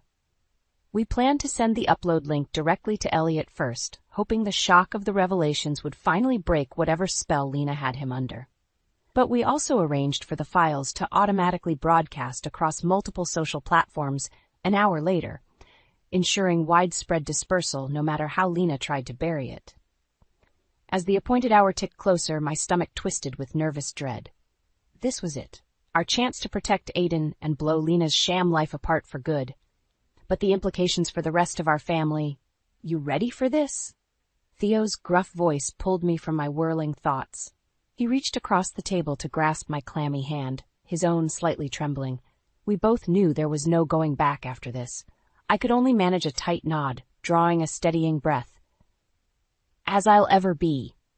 Theo's eyes crinkled at the corners with grim resignation. Then he turned toward the laptop between us. My heart kicked into overdrive as his finger hovered over the trackpad. For Aiden, he murmured. Our personal code for stealing our nerves these past few weeks. Another nod from me. For Aiden. And with that, he struck the upload key. Lena's exposure officially began. The file pinged to Elliot's inbox first, accompanied by a brief message. Open me, and you'll finally see the truth about your wife. I felt sick watching the progress bar crawl as the massive data dump transferred over. every second dragged out like a Russian novel, each percentage increase seeming to taunt us with the damage we were about to unleash. How would Elliot react to this bombshell revelation about the woman he'd married? Would he immediately dismiss it as our bitter meddling? Or would the sheer enormity of evidence finally pierce whatever veil Lena had draped over his eyes? Most importantly, how vicious would Lena's retaliation be once she caught wind of our actions? A part of me was tempted to call the whole thing off, to snatch back this Pandora's box before its contents could contaminate our lives forever. But another insistent part, the one blazing with righteous fury over Lena's cruelty to Aiden, knew we'd finally crossed the Rubicon. There could be no half measures or surrender now, only scorched earth in the wake of our campaign. Suddenly, an alert box startled me from my daze. Transfer complete. The uploaded documents began ricocheting around the internet a second later, a widening digital diaspora every bit as uncontrollable as a raging bushfire. Within that first minute, a video compilation of Lena's greatest con hits began autoplaying on her own Instagram page, overlaying her palatial home videos with audio snippets of her vicious comments about Aiden and our family. Her comment sections, Twitter feeds, every social platform began melting down with a similar deluge of shocking evidence. Bank statements laid bare, archived posts and videos of her neglecting Aiden while living it up, personal messages mapping the intricate deceptions she'd spun. The bombardment was overwhelming, a digital tsunami crashing hard against the carefully curated facade she'd constructed over the years. And that was just the opening salvo in our counterstrike. Beside me, Theo let out a shuddering breath, half tension blowing off, half dawning realization of what we'd just set into motion. We watched the rapidly proliferating files ricochet across the web and across our community like a firestorm, the enormity of our actions finally striking home. Within the hour, news stations would pick up the story, then the national outlets and celebrity bloggers. And at the center would be our ground zero blast, a stark glimpse into the trauma and manipulation Lena had inflicted upon our family over these past years. It was finally too late to stop the shockwave. Our truth offensive had come for the house of Lena, and nothing would be left unscathed in its wake, not even our own family. The fallout from our cyber bombardment against Lena hit like a hurricane. Within hours, her immaculate online kingdom had been reduced to a smoking crater of shattered illusions and exposed lies. Social media ran rampant with screenshots, videos, and a gleeful dissection of every incriminating scrap of evidence we'd uncovered. Overnight, Lena went from influencer icon to radioactive pariah as her brands and sponsors began jumping ship in droves. As for me and Theo, we could only watch in a strange detachment as the firestorm raged, alternating between grim satisfaction and creeping dread over what this metamorphosis would mean for our family. We hadn't heard a peep from Elliot since uploading the files, leaving us to theorize in anxious silence over how deeply the revelations about his wife had shaken him. Would he emerge from the wreckage still defiantly loyal to Lena's lies? Or had our brutal truth offensive finally broken her spell over him? The answer came just after dawn, in a flurry of tense knocks at the door. Thank God. Theo exhaled in a ragged whisper when we saw Elliot's haggard face through the peephole. He ushered him inside, shooting me a worried glance. Son, what's going on? We've been sick with... The words died on his lips as Elliot staggered forward, eyes hollow and brimming with barely contained rage. I flinched, half expecting him to lash out at the source of this cataclysm. But then, with an anguished cry, he simply crumpled against Theo, shaking with suppressed sobs. Exchanging a wordless look with Theo, I moved to steady Elliot as he began to keen in harsh, gulping gasps, like a dam finally shattering deep within. I'm sorry, he choked between ragged breaths. God, I'm so sorry. My throat thickened at the sheer brokenness lacing his voice. After so many months of self-inflicted isolation at Lena's whim, seeing my own son return to us in such a state felt like a shard of ice piercing my heart. Eventually his sobs tapered enough for speech. You were right about her. All this time you were right. Every vile thing she did to you, to Aiden. Another wave of anguish racked him, and he squeezed his eyes shut, burying his face in Theo's shoulder like a lost child. I exchanged a haunted look with my husband, words unspoken between us. We'd shattered her deceptions, yes, but at what cost to our son? Those messages, the videos. I can't believe I let it go on for so long. How I could be so blind. Hey, it's okay, Theo murmured gruffly, hands rubbing soothing circles on Elliot's back. That's what she did, son. Manipulated you into her web, we get it. The harrowed look in his eyes said otherwise, that some part of us would never forgive ourselves for failing to extract Elliot sooner. But for now, simply cradling our child against the aftermath seemed more important. When his ragged breathing finally evened out, Elliot pulled back, eyes rimmed and face haggard. I kicked her out last night, took Aiden and left after seeing everything. He gestured vaguely, then seemed to deflate all over again. God, how could I let Hervis get so twisted? To put Aiden through all that? I bit back a scathing remark about putting a stop to her antics sooner. My anger could keep for another day. Right now, my son needed comfort and a safe harbor to process this traumatic reckoning. So I simply held his gaze and nodded, hoping he could read the understanding there, and the promise that her reign of terror was over. Elliot's shoulders slumped, weariness crashing over him as the last vestiges of life before crumbled away. Leaning into Theo again, he squeezed his eyes shut. I don't know what I'd do without you both. After everything she put us through? The raw gratitude in his gravelly murmur was like a balm against all the suffering we'd endured this past year. Not that the road ahead would be easy. Lena would surely retaliate against this devastation in whatever ways she could. But in that moment, with our family united against her at long last, I felt a surge of defiance toward whatever vindictive storm still loomed ahead. She'd struck the first blows, set the rules of this scorched earth campaign. Now it was her turn to reap the whirlwind we'd sown. My eyes met Theo's over Elliot's bowed head. A silent vow passed between us, to ensure Lena never regained a foothold in our lives again. Not after this razing to the bedrock. Aiden's future and our family's well-being would remain secure, no matter how much we had to sacrifice to keep the she-wolf away. In the aftermath of our brutal takedown, the shockwaves rippled through every facet of our lives. But for the first time in what felt like an eternity, there was a sense of hope threaded through the upheaval. With Lena banished from our household, Elliot and Aiden took up semi-permanent residence in our spare bedroom as they worked to rebuild their lives from the wreckage she'd left behind. Watching my grandson set Phi into a routine free from her toxic influence was like a soothing balm after so much turmoil. Of course, Lena didn't slink off into oblivion quietly. Her initial defiance at the revelations morphed into a spiraling crusade of denials, threats, and attempts to regain control of the narrative.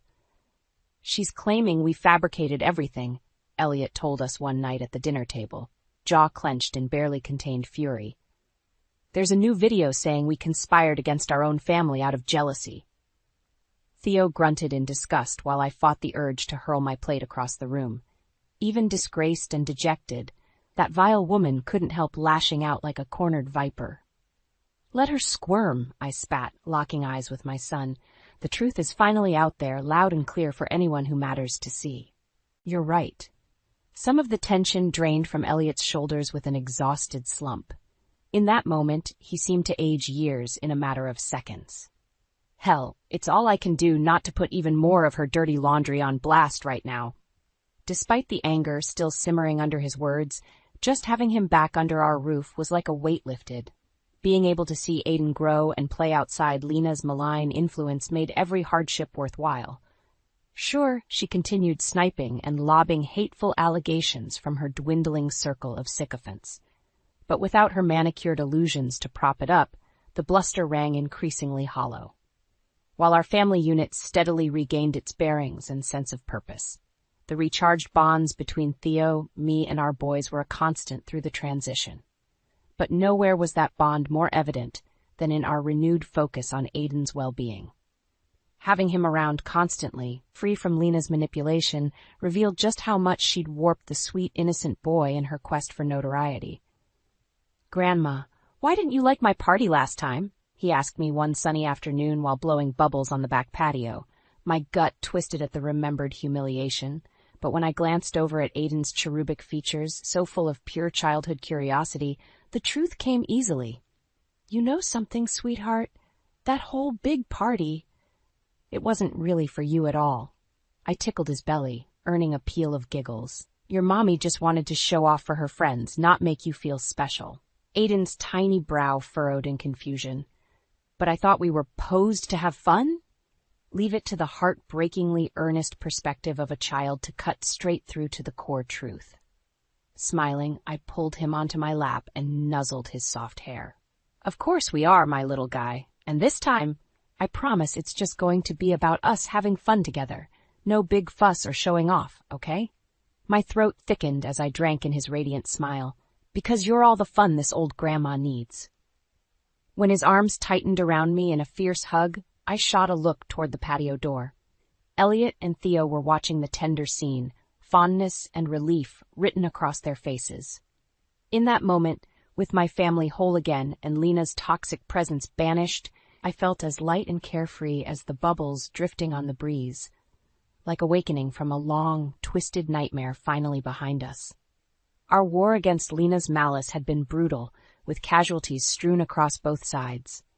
But as I held my grandson close, savoring his unbridled joy, the battleground seemed a small price to pay. When Aiden's next milestone birthday arrived a few months later, we threw a small but rowdy bash in the backyard, a jumble of balloons, cheap pizza, and delighted shrieks as he tore through stack after stack of gifts showered on him by his adoring clan.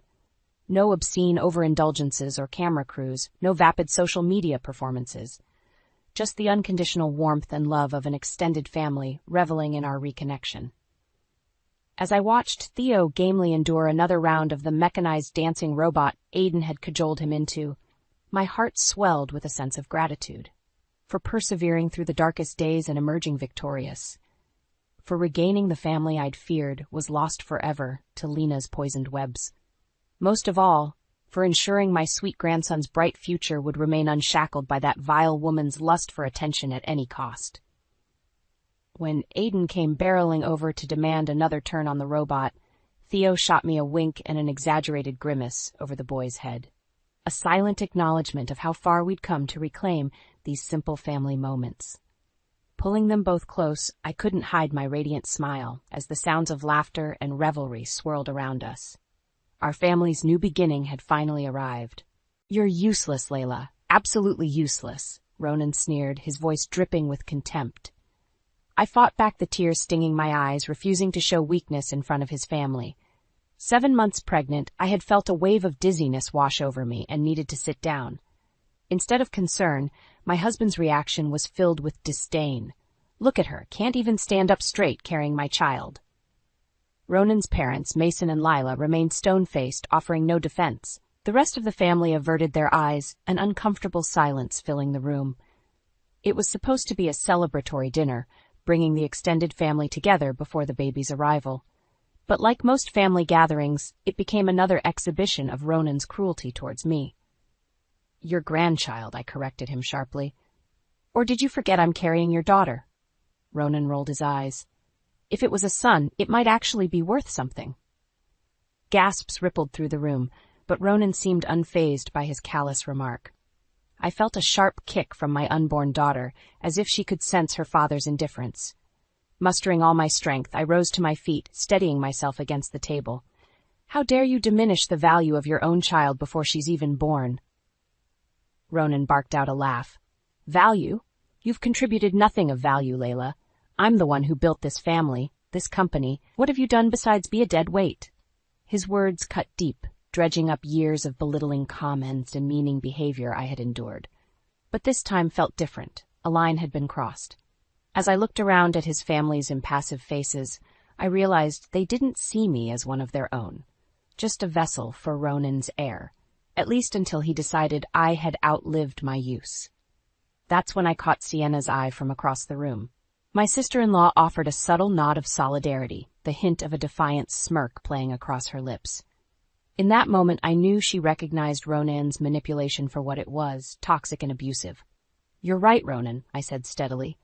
I haven't contributed anything of value. I paused, letting the weight of my next words sink in. Not to you, at least. His brow furrowed in confusion as I turned my focus to the rest of the family. But this child, this daughter you've already dismissed, she is valuable. She's my future, a future free from any of you. The room fell into an uneasy hush as I mustered every ounce of conviction. I'm done being treated as worthless. My daughter and I deserve better. With that, I strode out of the room, the dull roar of Ronan's objections fading behind me. A weight had lifted, and for the first time in a long while, I felt in control of my own destiny. The path ahead was uncertain, but no longer would I accept being diminished and devalued. After years of allowing Ronan's toxic presence to define me, I was finally ready to redefine myself and show my daughter what it truly means to be a woman of strength. No more complacency or fear, only determination to rise above. In the days following that fateful dinner, I found myself questioning everything about my marriage to Ronan. His callous disregard for our unborn daughter laid bare the true depths of his cruelty and lack of empathy. This man, who was supposed to be my partner for life, had reduced me to little more than an object, a disposable vessel for producing his heir. But I was done being disposed of. That night, after leaving his vitriolic family behind, I had marched straight to the home office and began digging into our finances. What I uncovered shook me to my core. Evidence of Ronan's rampant financial mismanagement and deceit that spanned years. Hidden offshore accounts, falsified business records, illegal money trails, all carefully obscured. "You lying snake," I muttered, poring over the damning documents. Just then I heard the telltale click of his study door opening. Well, look who's still awake burning the midnight oil." Ronan sauntered in, arf thinly veiled derision lacing his words. "I figured you'd be too busy wallowing after your little tantrum the other night." My hands trembled with rage, clutching the financial records like a shield. "You're one to talk about tantrums. Your own toddler outbursts have funded this." I shoved the documents towards him. "Care to explain all this, dear husband?" Ronan's eyes widened as he flipped through the incriminating pages. For a split second, panic flashed across his face before his expression contorted into one of snide amusement. "Finally did some digging, did you?" He chuckled darkly. "I'll give you this much. You're not as big of an idiot as I thought." "Don't play dumb with me," I spat. "I know about the money laundering, the shady business deals, all of it. You've been lying to me from the start." Ronan simply shrugged, unperturbed. "So, those were necessary evils to get to where I am now. All you had to do was play the role of the devoted little wife. But you always did have trouble following directions." His brazen admission, devoid of any morsel of guilt or shame, was like a viper's strike to my heart. How could I have been so blind, so utterly naive to the depths of Ronan's moral depravity? "You selfish, heartless bastard," I seethed, fists clenched. "Did you ever love me at all? Or was I always just a means to an end in your grand game of lies and deceit?" A cruel smirk played across his thin lips. "Now you're catching on. But you're giving yourself too much credit, pet. You were a convenient accessory, a pretty ornament to adorn my winning success story. Nothing more." White-hot anger flooded my veins as the weight of his treachery washed over me in waves. This man didn't deserve an ounce of my loyalty or affection, not after everything he'd done, all the ways he'd betrayed and belittled me. And in that moment, I made a vow to myself and to my unborn daughter. I would bring this whole rotten edifice crashing down around him. Ronan wanted to see me as worthless, as nothing more than a means to an end. Fine, I would show him just how ruinous being underestimated could be. Rising to my feet, I met his cold stare with white-hot defiance blazing in my eyes. "You're going to regret the day you ever crossed me, Ronan. This..." I waved the documents with contempt. "All of this is going to be your undoing. No more hiding, no more lies. I'm going to make sure everyone sees you for the soulless snake that you truly are." Ronan let out a contemptuous bark of laughter, seemingly unfazed by my declaration of war. But I could see the slightest flicker of uncertainty in those beady eyes of his. Good, the first embers of fear had been stoked. My path was now clear. It was time to rally my forces, gather my allies, and enact the grand unraveling of Ronan Jacob's carefully cultivated lies. The reversal of his ill-gotten fortunes was going to be deliciously karmic, and I would be the orchestrator of his downfall, just as he had been the architect of my dehumanization. The great game of revenge was only just beginning. In the aftermath of my explosive confrontation with Ronan, I found myself at a crossroads. His web of deceit surrounding the family business was so intricately spun, Taking him down would require more than just my resolve. I needed an inside source, an ally with intimate knowledge to counteract his uncle's shadowy machinations. That's when Sienna entered the picture. My sister-in-law had been sidelined by Ronan and the family elders for years, deemed too headstrong and independent for their antiquated tastes. But her marginalization shielded her from their corruption, allowing her to see the rot festering at the core with striking clarity. I reached out to her a few days after discovering Ronan's illicit financial records, suggesting we meet for lunch to catch up. Sienna, ever perceptive, seemed to sense the weight behind my request. "So what's really going on, Layla?" she asked once we were seated at a quiet cafe, her eyes narrowed with cautious curiosity. "This can't just be a social call after what went down at your dad's place." Exhaling slowly, I pulled out the now dog-eared folder and slid it across the table towards her. "See for yourself. Ronan's lies run much deeper than any of us realized." Sienna's brow furrowed as she flipped through the damning pages, her expression oscillating between disbelief and anger. When she finally looked up at me, her green eyes were blazing with righteous fury. "That arrogant, chauvinistic prick," she hissed, slamming the folder shut. "I knew he was a bastard, but this is a new low, even for him."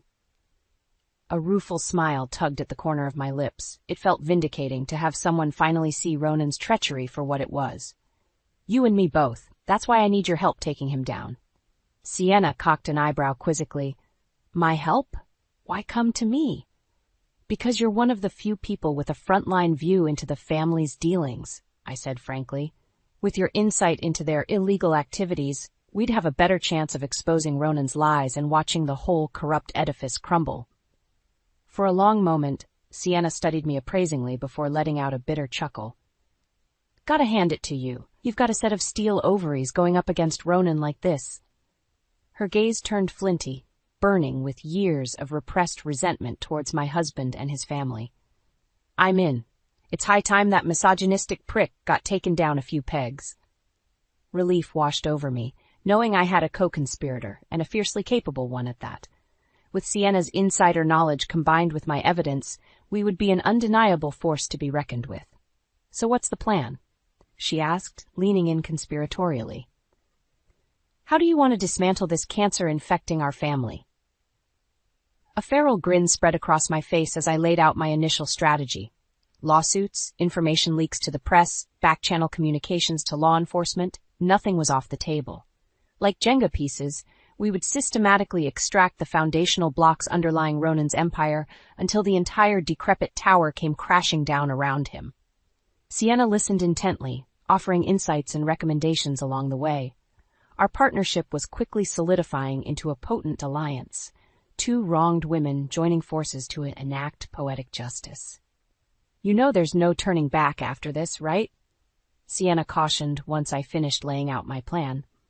"Ronan's going to come after us, after you, with everything he has left." I felt my daughter kick insistently from within my womb, as if lending her strength and conviction to my cause. With a resolute nod, I met Sienna's gaze head-on. "Let him try," I said, cold determination lacing my voice. "I'm done running scared. It's time for Ronan to learn what happens when you back a mother into a corner." Sienna flashed me a wolfish grin, her eyes glinting with feral approval. "Well then, let's make that bastard pay." And with that, the gears of our intricately weaved con were set in motion. Ronan's downfall was now inevitable. He just didn't know it yet. With Sienna as my co-conspirator, the wheels were in motion to demolish Ronan's empire of lies and deceit. But exposing him wouldn't be a simple task. We needed to lay the groundwork meticulously, shoring up our defenses while weakening his position through strategic strikes. Over the following weeks, Sienna and I became a well-oiled machine. She provided insider intelligence on the family's illegal dealings, while I leveraged my financial evidence to start building a comprehensive case against Ronan. Money trails, damning documentation, back-channel whispers to law enforcement, everything was falling into place. I also began lining up allies in preparation for the inevitable battle to come. Some were easy to recruit, like Sienna's younger brother Caleb, who had long resented Ronan's boorish behavior. Others were more hesitant, but the weight of the evidence against my husband ultimately proved convincing. "This is some heavy stuff, Lay," Jen, my best friend since childhood, muttered as she pored over the paper trail detailing Ronan's fraud. "You know he's going to fight this tooth and nail, right?" "That's the plan," I replied grimly. "He's going to realize just how big of a mistake it was underestimating what a woman's scorn can accomplish." Jen shook her head in disbelief. "I knew that asshole was a piece of work, but money laundering? Illegal business dealings? Jesus." Her gaze turned serious as she looked up at me. "You sure you're ready for the fallout that comes with taking him down like this? He could try to take everything. Your money, the baby. The baby." My hand instinctively went to my swollen belly as I felt my daughter shift inside me. That was the entire crux of this mission, wasn't it? To ensure she would never have to suffer the same toxic mistreatment I had endured. To build her a life free of Ronan's poisonous influence. "He doesn't get to decide what's best for my child, not anymore," I said firmly. "If he wants a war, he's going to get one, and I don't intend to lose." Jen studied me appraisingly for a long moment before giving a resolute nod. "Then you've got my full support. Let's take that bastard down." With more allies rallying to the cause, our efforts started bearing fruit. A scathing exposé in the local paper cast scrutiny on Ronan's business affairs. Anonymous tips triggered preliminary IRS and SEC investigations. I could sense the walls closing in around him, his confidence gradually fracturing. It all came to a head one evening when Ronan stormed into the house, his face contorted into a mask of frothing rage. "You just couldn't leave well enough alone, could you?" he snarled, violently slamming his briefcase onto the table. "You had to go and poke your nose where it didn't belong." I stared at him impassively, cradling my pregnant belly. "That's rich, coming from you. I'm simply bringing your shady dealings into the light." "You conniving little bitch!" Ronan's sudden roar made me flinch. "You think you've won? That you can take everything I've built and destroy it on a whim?" He closed the distance between us, his meaty hand gripping my arm in a vice-like grip. "I'll bury you before you can take one more step, do you hear me? This family, this life, it's all mine. You're nothing."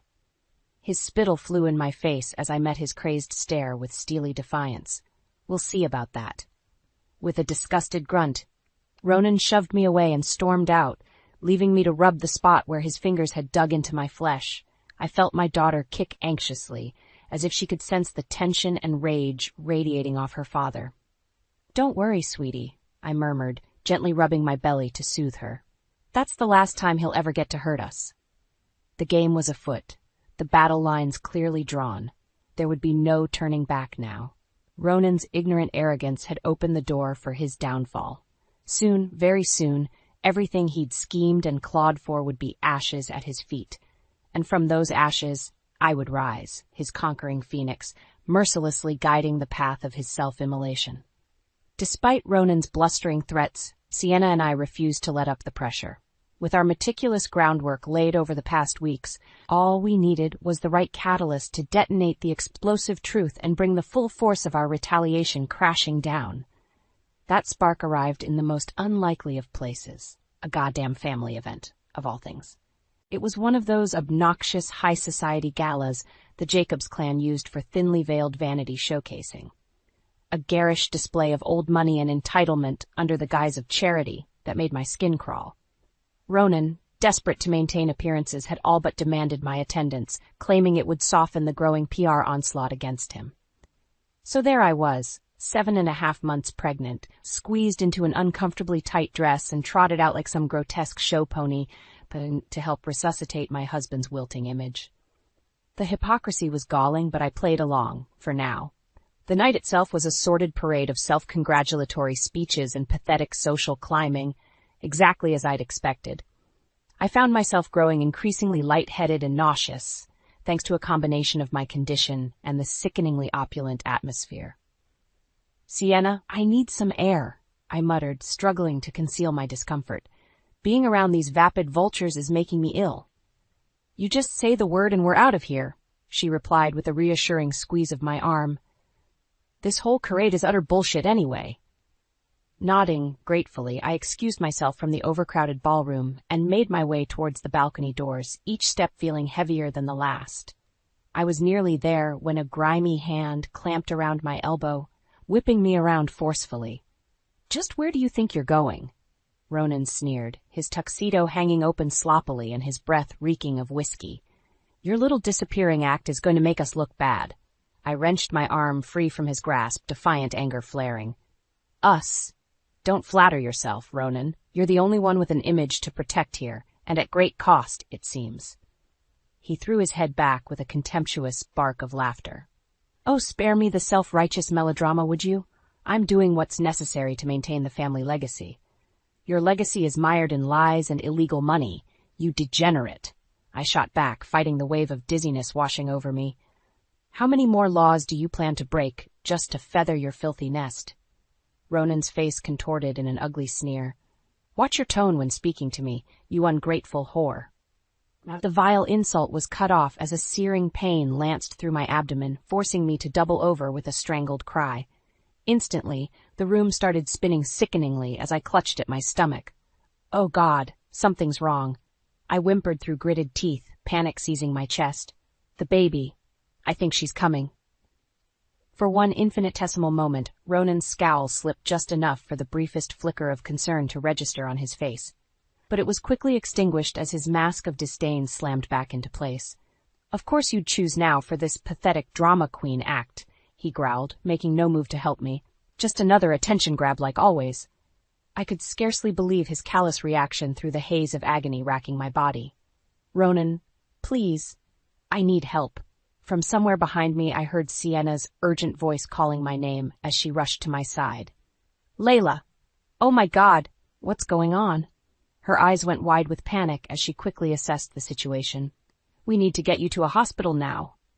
Ronan simply stood back, arms folded across his chest, with a sneer of derision painted across his smug features. Don't bother, he spat venomously. She's clearly just trying to stir up another scene, pathetic even for you, Layla. White-hot rage cut through the pain as Sienna helped me up, glaring daggers at my wretched husband. You heard the lady. She needs medical attention, asshole! She shouted, somehow managing to steady my trembling form. Are you really that much of a bastard that you're going to let your own child suffer? His only response was a disdainful curl of his lip and a dismissive wave of his hand. And in that moment, any lingering shred of affection or loyalty I might have harbored for Ronan Jacobs dissipated into the ether. Through the tumultuous storm of agony and mounting rage, one thought rang out with piercing clarity. This petty, narcissistic monster could no longer be allowed to slither through this life unchecked. Not after everything he'd done, every reprehensible betrayal and cruelty I had endured at his hands. As Sienna half-carried, half-dragged me out of that wretched gala, the air thick with horrified murmurs from onlookers, I knew with every fiber of my being that there would be no quarter given, no more playing by his rules, operating within his corrupt boundaries. From this night forward, the delicate campaign of attrition would give way to an all-out scorched earth offensive. Ronan's downfall was no longer a question of if, but when. And I would be the White Walkyrie leading the charge over the charred remains of his pathetic existence until only ash and ruin remained.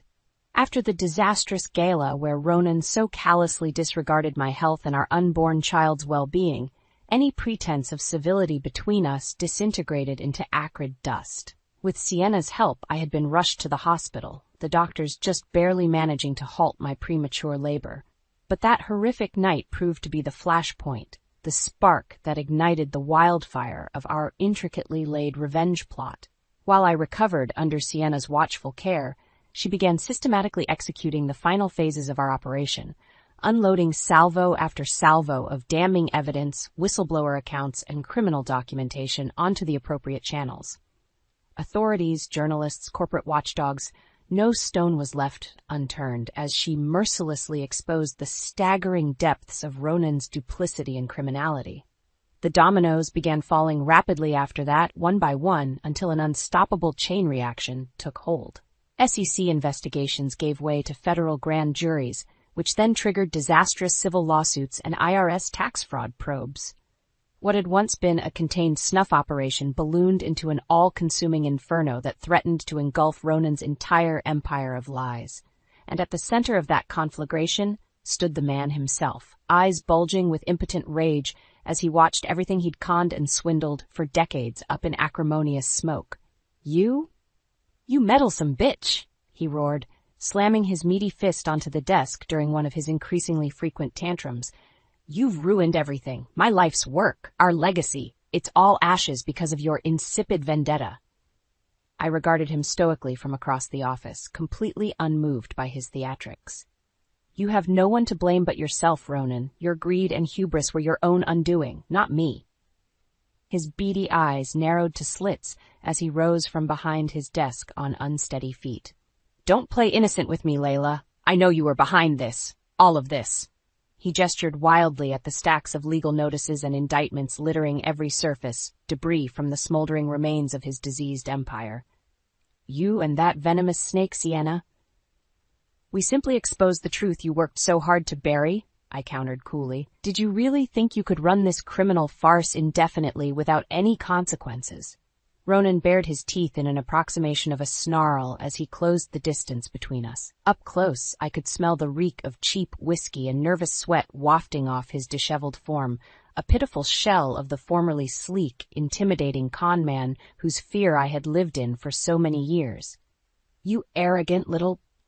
His slurred insult was cut off as a tiny, mewling cry pierced the air. My newborn daughter shifting restlessly in her carrier beside me. I shot him a withering glare, squaring my shoulders protectively. That's enough out of you, not another vulgarity in front of my child. I fixed him with an icy stare, letting the unspoken threat resonate. You've inflicted enough trauma on this family. For a long, tense moment, we simply stared each other down, the snarling, feral beast backed into an inescapable corner, and the predator calmly observing its final throes. At last, Ronan seemed to wilt beneath the weight of crushing defeat clouding his gaze. Damn you, he spat bitterly, slumping back against his desk with a dull thud. Damn you and that bastard child to hell. As if on cue, Sienna strode into the room, eyes flashing as she took in the tense scene before her. Everything okay in here? Shooting Ronan one final look of disgust, I turned to face my co-conspirator and gave a tight nod. Never better. Just tying up some loose ends with the soon-to-be former Mr. Jacobs. A wicked grin split Sienna's features as she regarded her disgraced cousin with undisguised glee.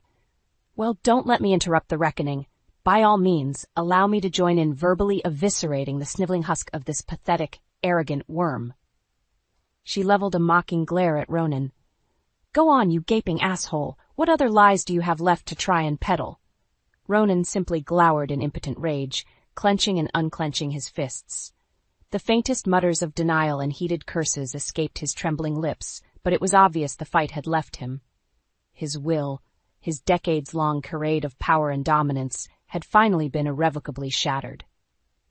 Turning my back to his crumpled, mumbling form, I bent down to tenderly scoop up my slumbering infant daughter, cradling her against my chest as a fierce wave of protectiveness washed over me. She was my everything now, my sole purpose, and all that mattered in this miserable world. And in that moment, I silently swore to whatever higher power that may exist, that my precious girl would never have to endure the trauma of Ronan's toxicity or fall under the twisted clutches of his family legacy.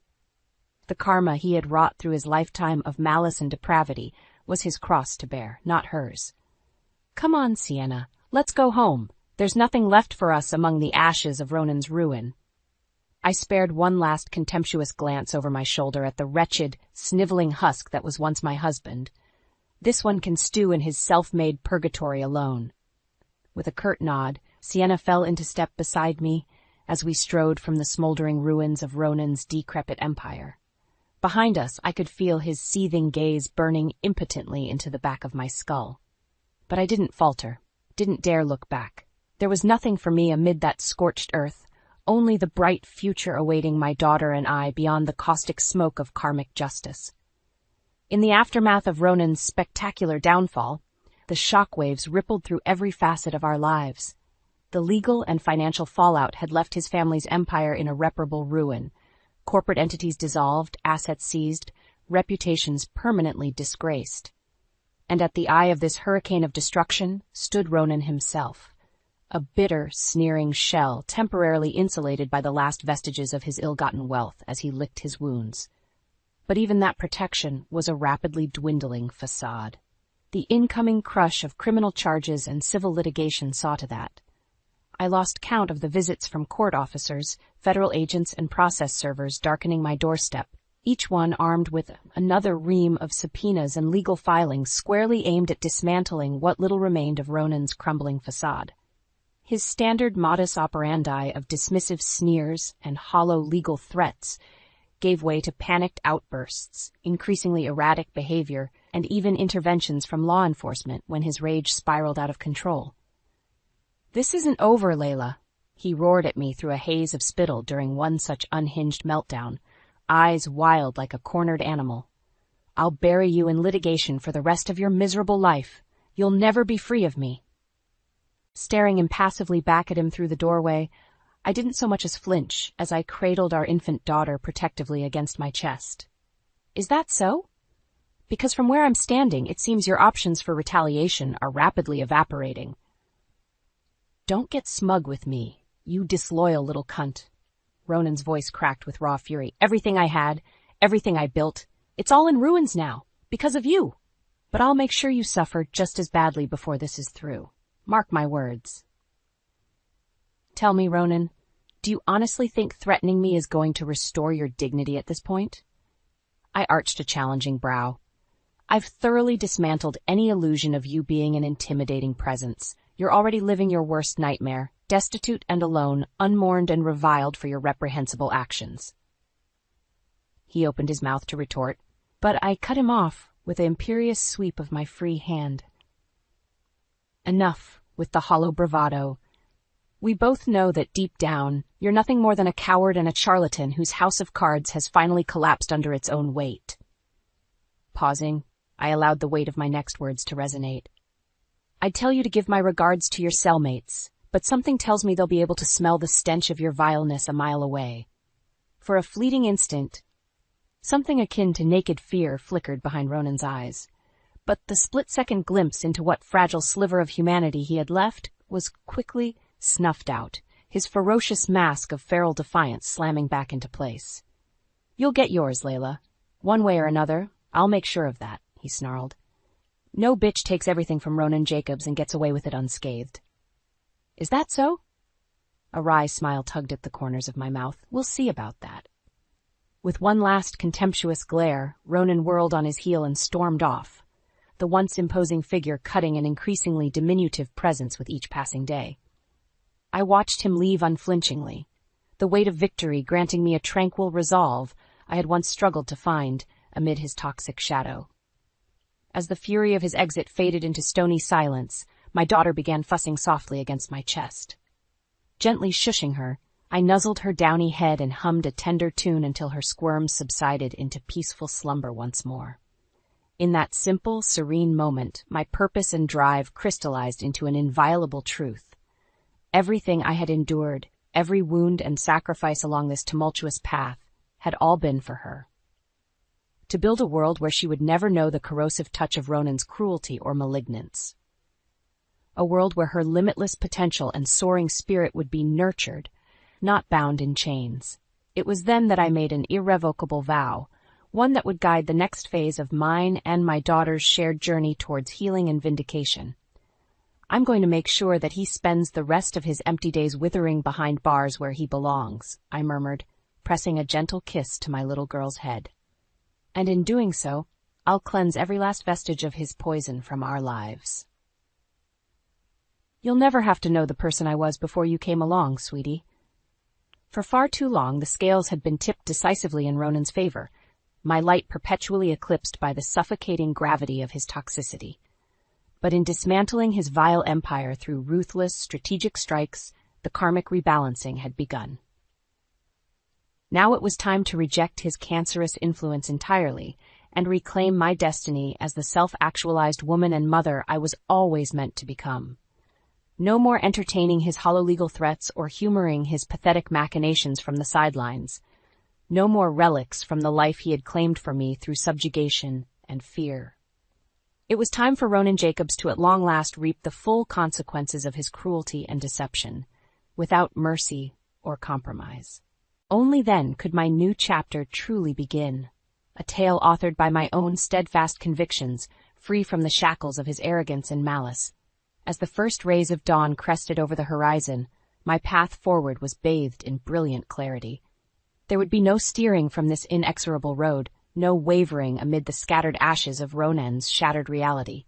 The metamorphosis was complete.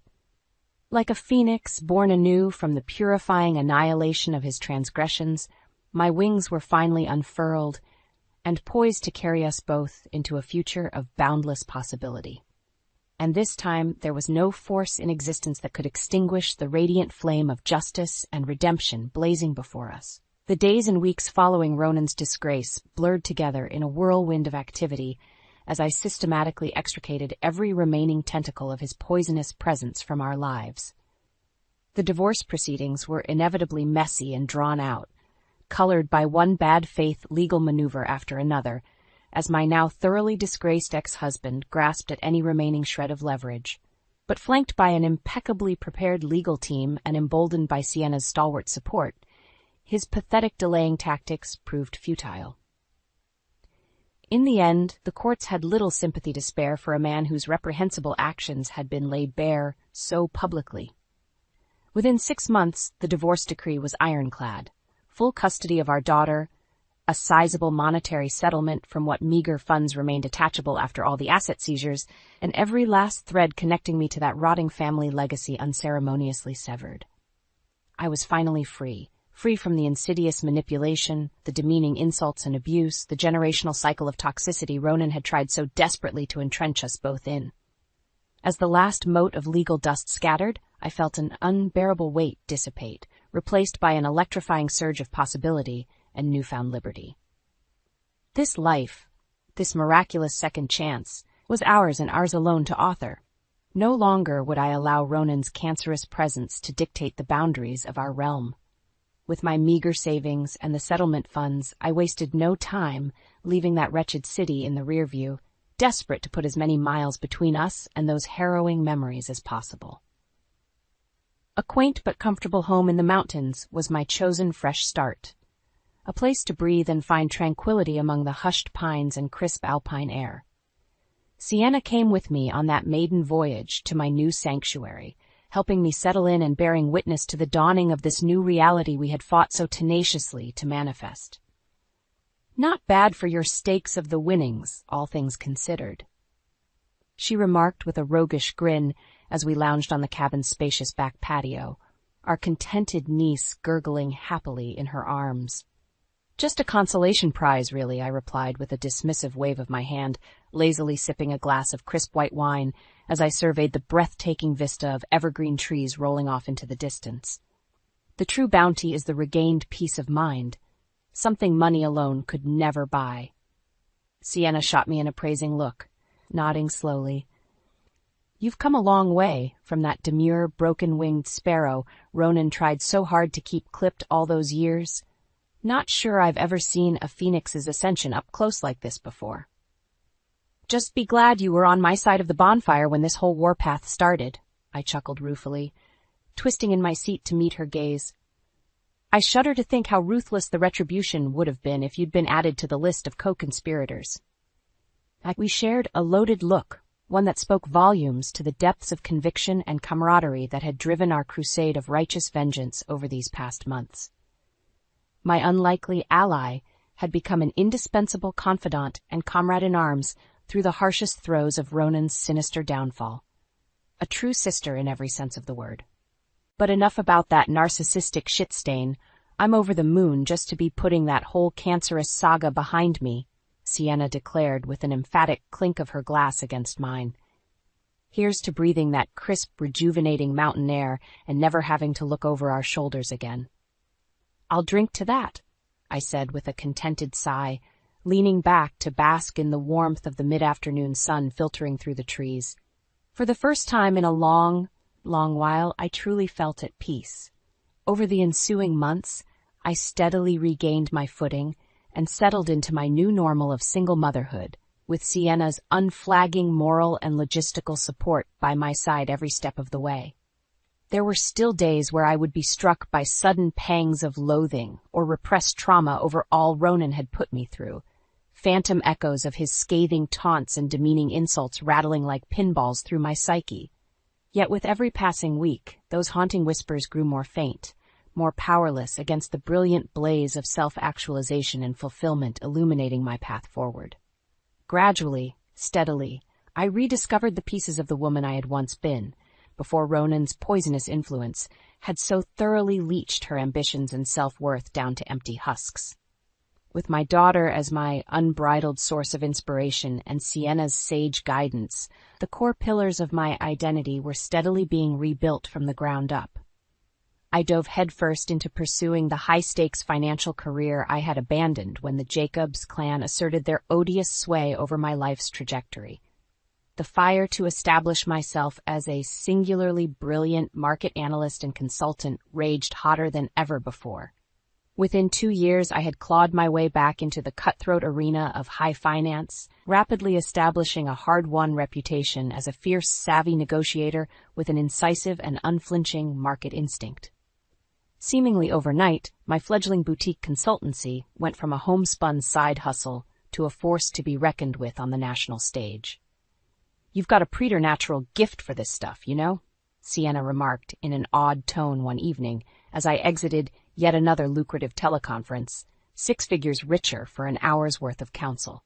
"The sheer brass one's on you to step back into this shark's den after everything you went through." I simply shrugged, my gaze drifting over to where my 5-year-old daughter lay curled up in contented slumber on the couch, clutching her favorite stuffed rabbit. They tried to break me, and nearly succeeded, mostly because I allowed them to. I'll be damned if I squander this second lease on life by needlessly limiting myself again. The raw truth of those words hung in the air for a heavy pause as we both watched my little girl's peaceful rising and falling beneath her tattered blanket. Besides, I've got to set the bar high so this little munchkin knows just how brilliant and tenacious she can grow up to be, I continued wistfully. Her future is the only inheritance that matters to me now. The rest is just excess noise. Meeting Sienna's proud gaze with a resolute nod of affirmation, I felt the last vestiges of doubt and fear permanently slough off, like the molted skin of a transcendent serpent. What had once been shameful shackles had been meticulously reworked into brilliant new armor, steeled against the harsh realities that still lurked beyond this sanctum. Because out there in that tumultuous world, the specter of Ronan Jacobs and his ilk still festered. Venal, vicious aberrations perpetually locked in conflict with the strength and integrity I now embodied. And while his individual chapter had been scribed into ignominious history, that eternal crusade waged on in others. But I was more than ready to face those battles anew with a cleansed spirit and crystalline clarity of purpose, to uplift and cultivate that divine spark of potential until it erupted into an all-consuming wildfire, burning away every last mote of indignity and fear. No more poisoned births or anguished gasps for air amid that choking miasma of societal toxicity. Only the radiant promise of new dawns, to be ushered in by champions of change and retribution, unshackled from the anchors of oppression.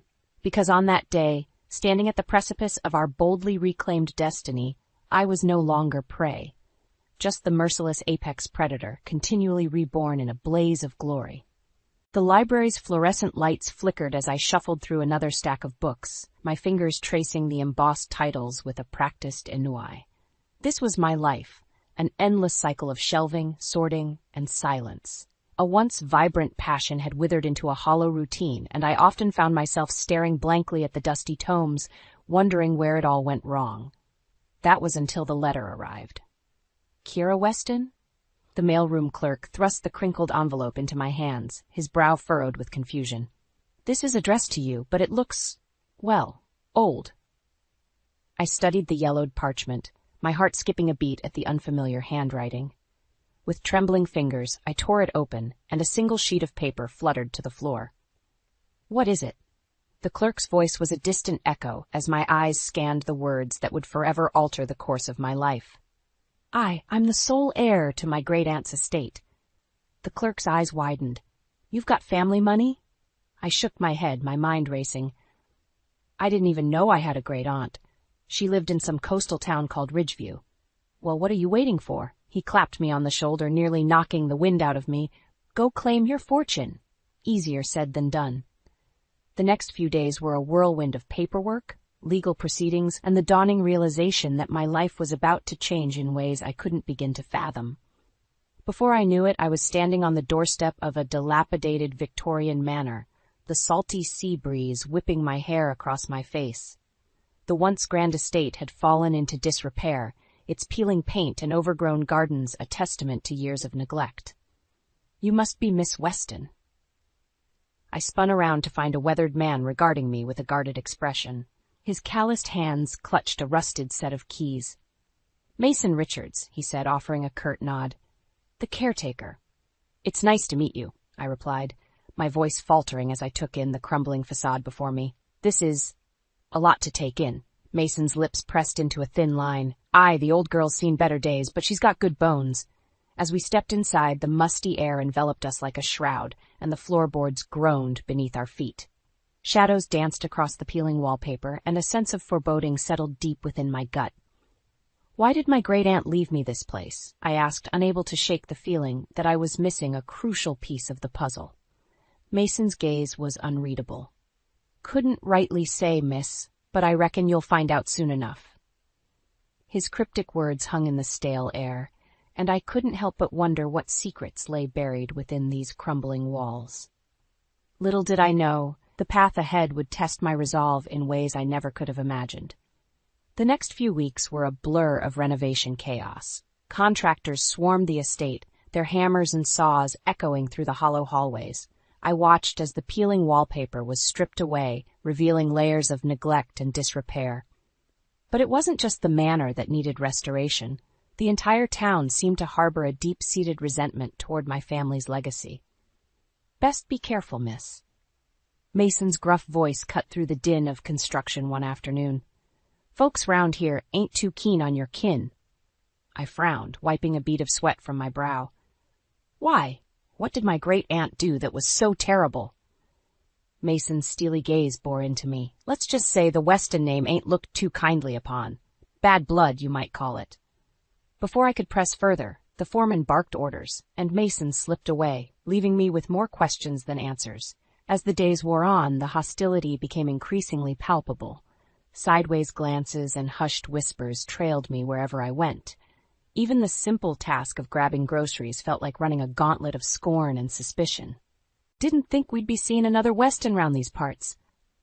The checkout clerk's sneer sent a chill down my spine as she shoved my bags across the counter. I mustered a tight smile, my fingers digging into the paper handles. I'm just trying to restore what's mine. Her laugh was a harsh bark. That's what they all say, ain't it? Just be careful you don't end up like the rest of 'em.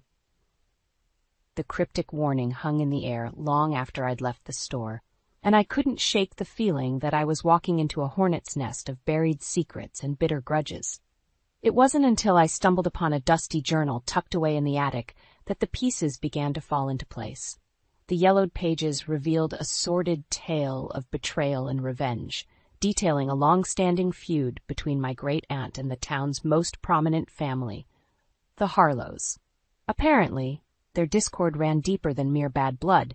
There were accusations of theft, sabotage, and even violence. As I pored over the crinkled entries, a knot of dread twisted in my gut. What had my great-aunt done to incur such wrath, and what role did the Harlows play in this twisted saga? The answers, it seemed, lay buried beneath decades of lies and deception. But I was determined to unearth the truth, no matter how ugly it might be. Little did I know, the worst was yet to come. The journal entries painted a sordid picture, a twisted web of deceit and depravity that had entangled my family for generations. Nights were spent poring over the crinkled pages, my stomach churning with each new revelation. According to the faded scrawl, the Harlows were once our closest allies.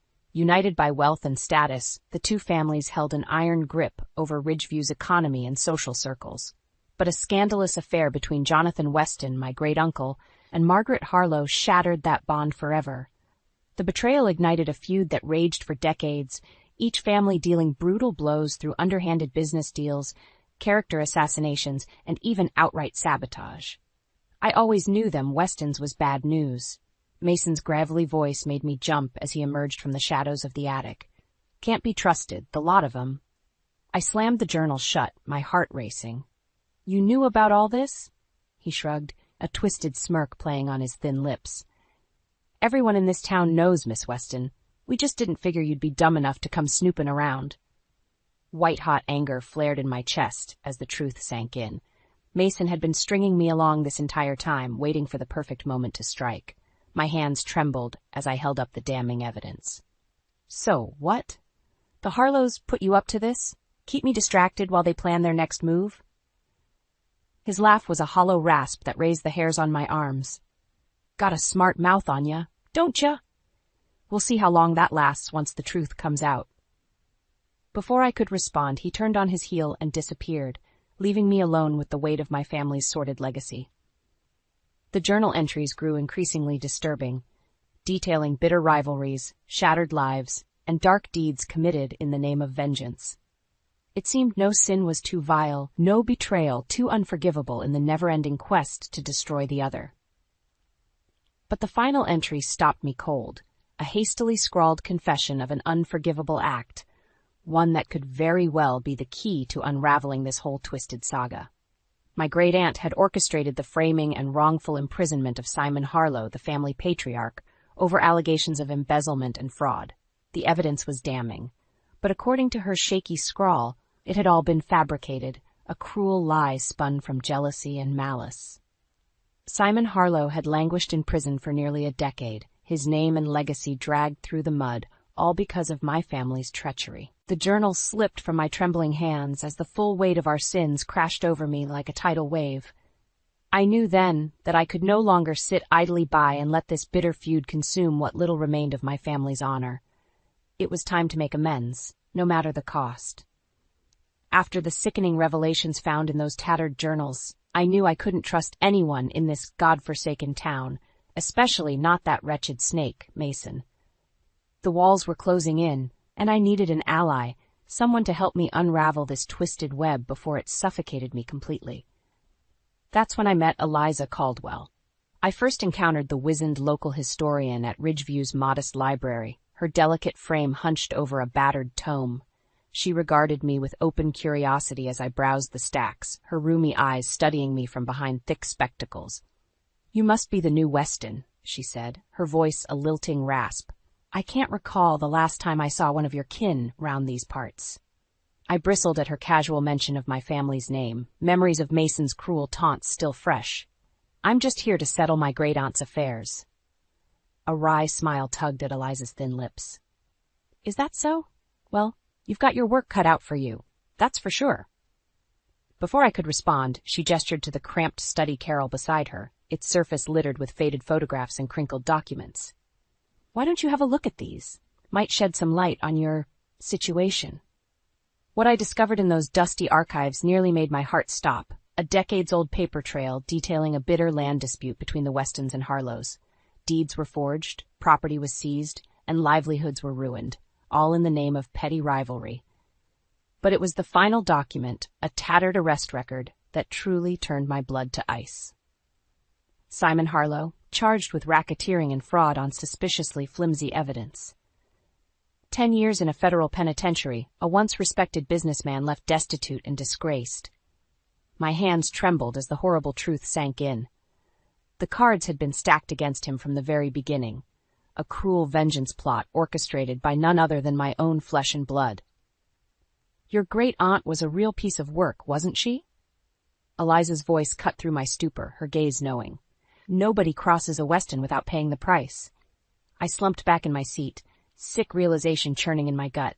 How could one family inflict so much pain and suffering? Eliza's bony hand rested atop mine, her touch surprisingly gentle. "That's the thing about grudges, my dear. They have a way of consuming us from the inside out until there's nothing left but bitterness and regret." In that moment, I knew what I had to do. For far too long, the Harlows had borne the brunt of my family's treachery and malice. It was time to right those wrongs, no matter the cost. "Help me," I pleaded, gripping Eliza's hand with newfound determination. "Help me put an end to this." Her steely gaze softened, a glimmer of respect flickering behind her spectacles. With a resolute nod, she sealed our fragile alliance. The reckoning was coming, whether Ridgeview was ready or not. With Eliza's help, the pieces were finally falling into place. We pored over those damning archives for hours on end, the bitter taste of betrayal souring my mouth with each new revelation. The more we uncovered, the deeper the Harlows' grievances against my family ran. Extortion, sabotage, character assassination. No low was too base when it came to ruining their hated rivals. And at the center of it all was Mason, that wretched snake who'd wormed his way into my confidences only to betray me at the first opportunity. "He's been in the Harlows' pockets this whole time," Eliza growled, slamming a faded dossier onto the table. "Feeding them information, stoking the feud to keep those old wounds fresh." My blood boiled at the thought of that traitorous weasel misleading me for his own nefarious agenda. We have to stop him, expose what he and the Harlows have been up to once and for all. Eliza's steely gaze met mine, a grim determination hardening her wizened features.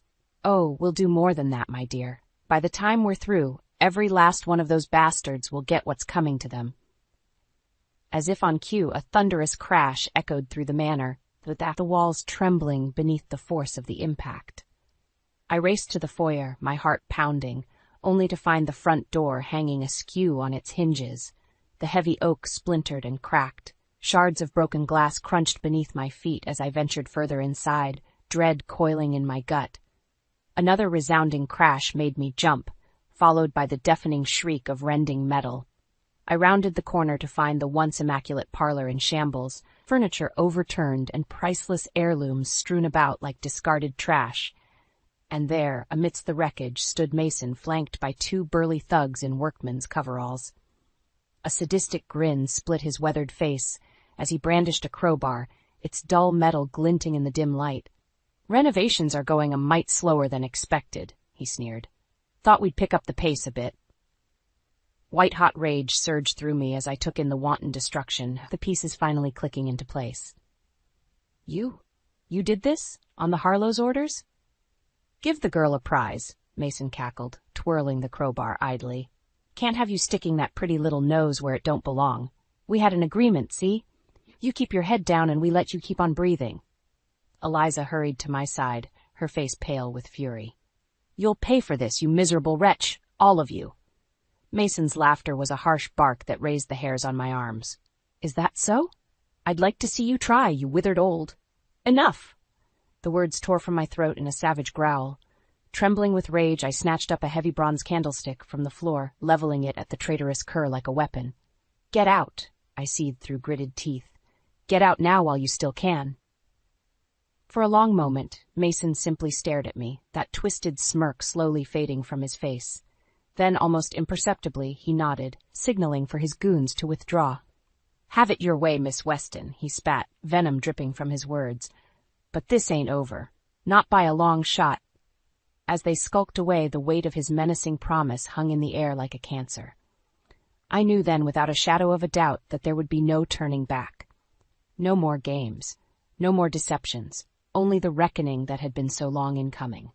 The wreckage in the parlor was like a war zone, a harsh reminder of just how far the Harlows were willing to go to protect their rotten lies. My hands trembled with rage as I surveyed the devastation, centuries of history reduced to scattered ash and splintered wood. Eliza's wizened face was pale, her eyes flashing with determination. "We can't let them get away with this." I nodded, my jaw set. "They won't. It's time we brought this whole sordid affair into the light once and for all." Thanks to our tireless research, we had more than enough evidence to expose the Harlows and their bootlicking worm, Mason. Doctored deeds, forged contracts, eyewitness accounts of bribery and extortion. It was all there, a damning paper trail that would finally bring their reign of terror crashing down. As night fell, I gathered the most incriminating documents into a leather satchel, heart pounding in my chest. Send word to the mayor. Tell him there's to be an emergency town hall meeting first thing tomorrow morning. Eliza arched a grizzled brow. "You aim to air our dirty laundry for the whole town to see? My, you are a bold one." My grip tightened on the satchel strap. They've been lying and cheating their way through life for far too long, It's past time someone finally yanked back the curtain and showed them for what they really are. A ghost of a smile tugged at Eliza's lips. And here I thought you were just another entitled Weston looking to reap what your ancestors had sown. Clearly I underestimated you. With a curt nod, she turned on her heel and strode away, no doubt to set our daring plan into motion. My body thrummed with nervous energy as I waited for daybreak, pacing restlessly through the ravaged manor. Would the town believe my accusations? Or would the Harlows' their deep-seated influence prevail once more? So many years of deception and treachery had festered like an open wound. Was I about to pour salt straight into it? The first rays of sunlight were just cresting the horizon when a sharp rap echoed through the foyer. I pulled open the door to find Mason leering at me from the cracked stoop, a self-satisfied sneer twisting his leathery features. "You just had to go poking your nose where it didn't belong, didn't you, Missy?" He shook his head in mock regret. "And here I tried to go easy on you." From behind his back he produced a crinkled document purportedly bearing my great-aunt's signature, passing it over to me. "See for yourself. By the lawful terms laid out here, you're to vacate the premises immediately and surrender all claim to this land and property. Failure to comply means the authorities will be getting involved." My hands shook as I scanned the document, that same white-hot rage boiling in my veins. It was a blatant forgery, an amateurish attempt to strong-arm me out of my rightful inheritance. "This is a lie," I spat, crumpling the document and flinging it back in Mason's face. "An obvious deception, just like everything else you pathetic cowards have put forth." The venom in my words seemed to catch the wretched man off guard. For a brief moment, genuine fear flickered in those beady eyes before the mask of smug arrogance slipped back into place. "Have it your way, then." He turned and made his way back to the battered truck, idling on the cracked drive. "Just remember, you were warned." His parting words hung bitter in the salty air as I watched him pull away, that righteous anger slowly hardening into grim determination. The Harlows and their ilk had held this town in an iron grip for far too long, using lies and intimidation to consolidate their twisted power. But not anymore. The reckoning was finally at hand. The rickety town hall was packed to the rafters, a low murmur of confusion and unease buzzing through the crowd as Ridgeview's residents filtered in. I could feel their eyes boring into me, a heady mix of suspicion and morbid curiosity. Eliza shot me a sidelong glance, her wrinkled brow arched. "Second thoughts?" I clutched the worn leather satchel tight to my side, my jaw set. Not a chance. It's long past time these people learn the truth. As the last few stragglers found their seats, Mayor Tillman rapped his gavel against the podium, calling the meeting to order. Basking in the heavy silence, I rose to my feet, heart thundering in my ears. "People of Ridgeview, I come before you today with evidence of a great deception, a web of lies and treachery spun by two families locked in an endless cycle of hatred and vengeance." A hushed ripple of muttering washed over the crowd, their eyes narrowing with suspicion. From the back row, a familiar, grizzled face sneered at me. Mason and his Harlow masters, no doubt expecting me to slink away in disgrace. Not this time. For generations, the Westons and Harlows have engaged in bitter feuds fueled by greed, jealousy, and malice. I produced a sheaf of documents from the satchel, letting them flutter to the floor in a ragged cascade. Property was stolen, lives were ruined, all in the name of settling petty scores, laying the foundations for the con that has gripped this town in fear for far too long. A heavy-set man in a grease-stained shirt shot to his feet, face ruddy with outrage. "That's a damn lie, Weston. Your family's been pulling heists and scams ever since you lot crawled out of the mud." Chaos erupted, angry shouts and profanities hurled like daggers. The mayor pounded his gavel, imploring for order, but the mob had already reached a fever pitch. Reckoning be damned, it seemed. I had gravely underestimated the depth of the town's hatred for my family's legacy. Just as I began to doubt the futility of my mission, a familiar reedy voice cut through the din. "That's quite enough out of you lot." Eliza shouldered her way to the front of the hall, a defiant light blazing in those rheumy eyes. Leaning heavily on her cane, she produced a stack of weathered documents, slamming them onto the podium with startling force. "Miss Weston speaks the truth. Everything from forged deeds and extortion schemes to outright perjury and character assassination, all of it meticulously orchestrated by the Harlows to line their own pockets at the expense of their rivals. The hall fell into a stunned hush, every eye riveted on the frail old woman standing tall before them. With trembling hands, Eliza held up a sepia-toned photograph, the image of a grim-faced man in a tattered prison uniform searing itself into my memory. "Simon Harlow," she proclaimed, her voice thick with contempt. "Wrongfully imprisoned for a decade on falsified charges of racketeering, all thanks to the vile machinations of Kira's great-aunt. A good man's life ruined in the name of petty grudges and shameful greed." A chorus of gasps and muttered denials washed over the crowd, the raw truth of Eliza's damning revelations chipping away at the foundations of their reality. Through it all, the Harlows remained conspicuously silent, their arrogant sneers slowly melting away. At last, the evidence was laid bare before Ridgeview. The generations of corruption, duplicity, and outright criminality they had wallowed in, for the sake of lining their pockets, exposed in its ugly, unvarnished glory.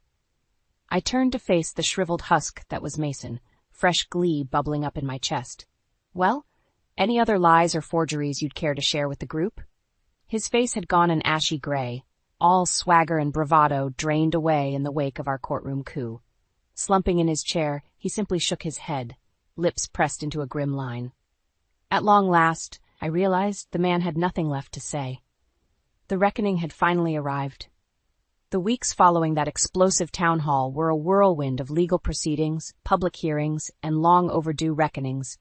One by one, the Harlows' duplicitous deeds were laid bare before the courts, their criminal empire of lies and subterfuge crumbling to dust.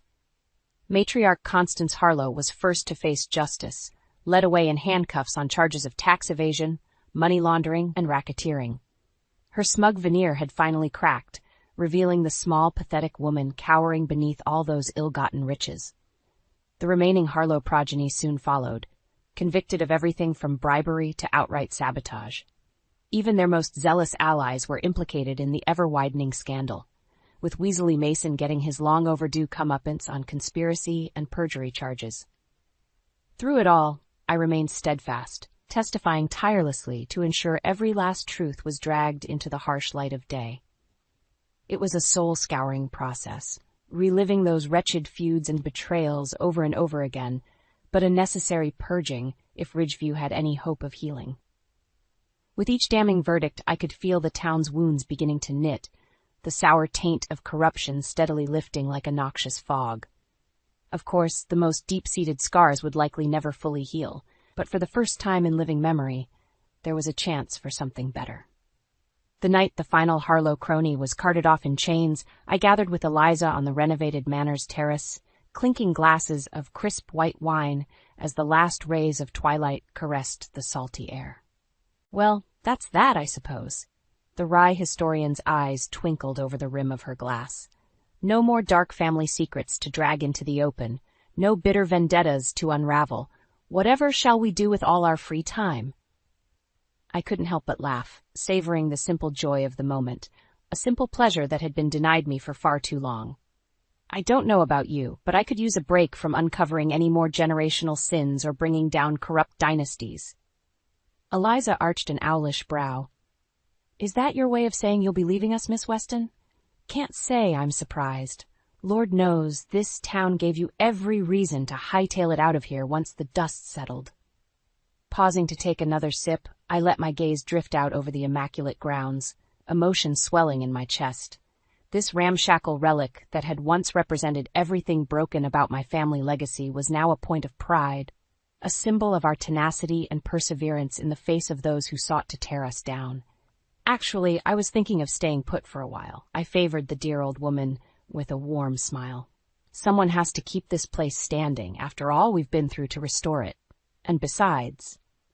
I spread my arms, gesturing to the bustling streets beyond the Manor's ivy-wreathed gates. "I think Ridgeview and I might just have a second chance here." Eliza regarded me for a long moment, those rheumy eyes alight with something akin to wonder. Then, inclining her glass in a silent toast, she let a sly grin crease her weathered features. "Well, I'll be damned. Looks like the Westons just might have produced a good egg after all. The twilit breeze carried her dry chuckle through the crisp evening air, banishing the last vestiges of darkness from this hard-won new beginning.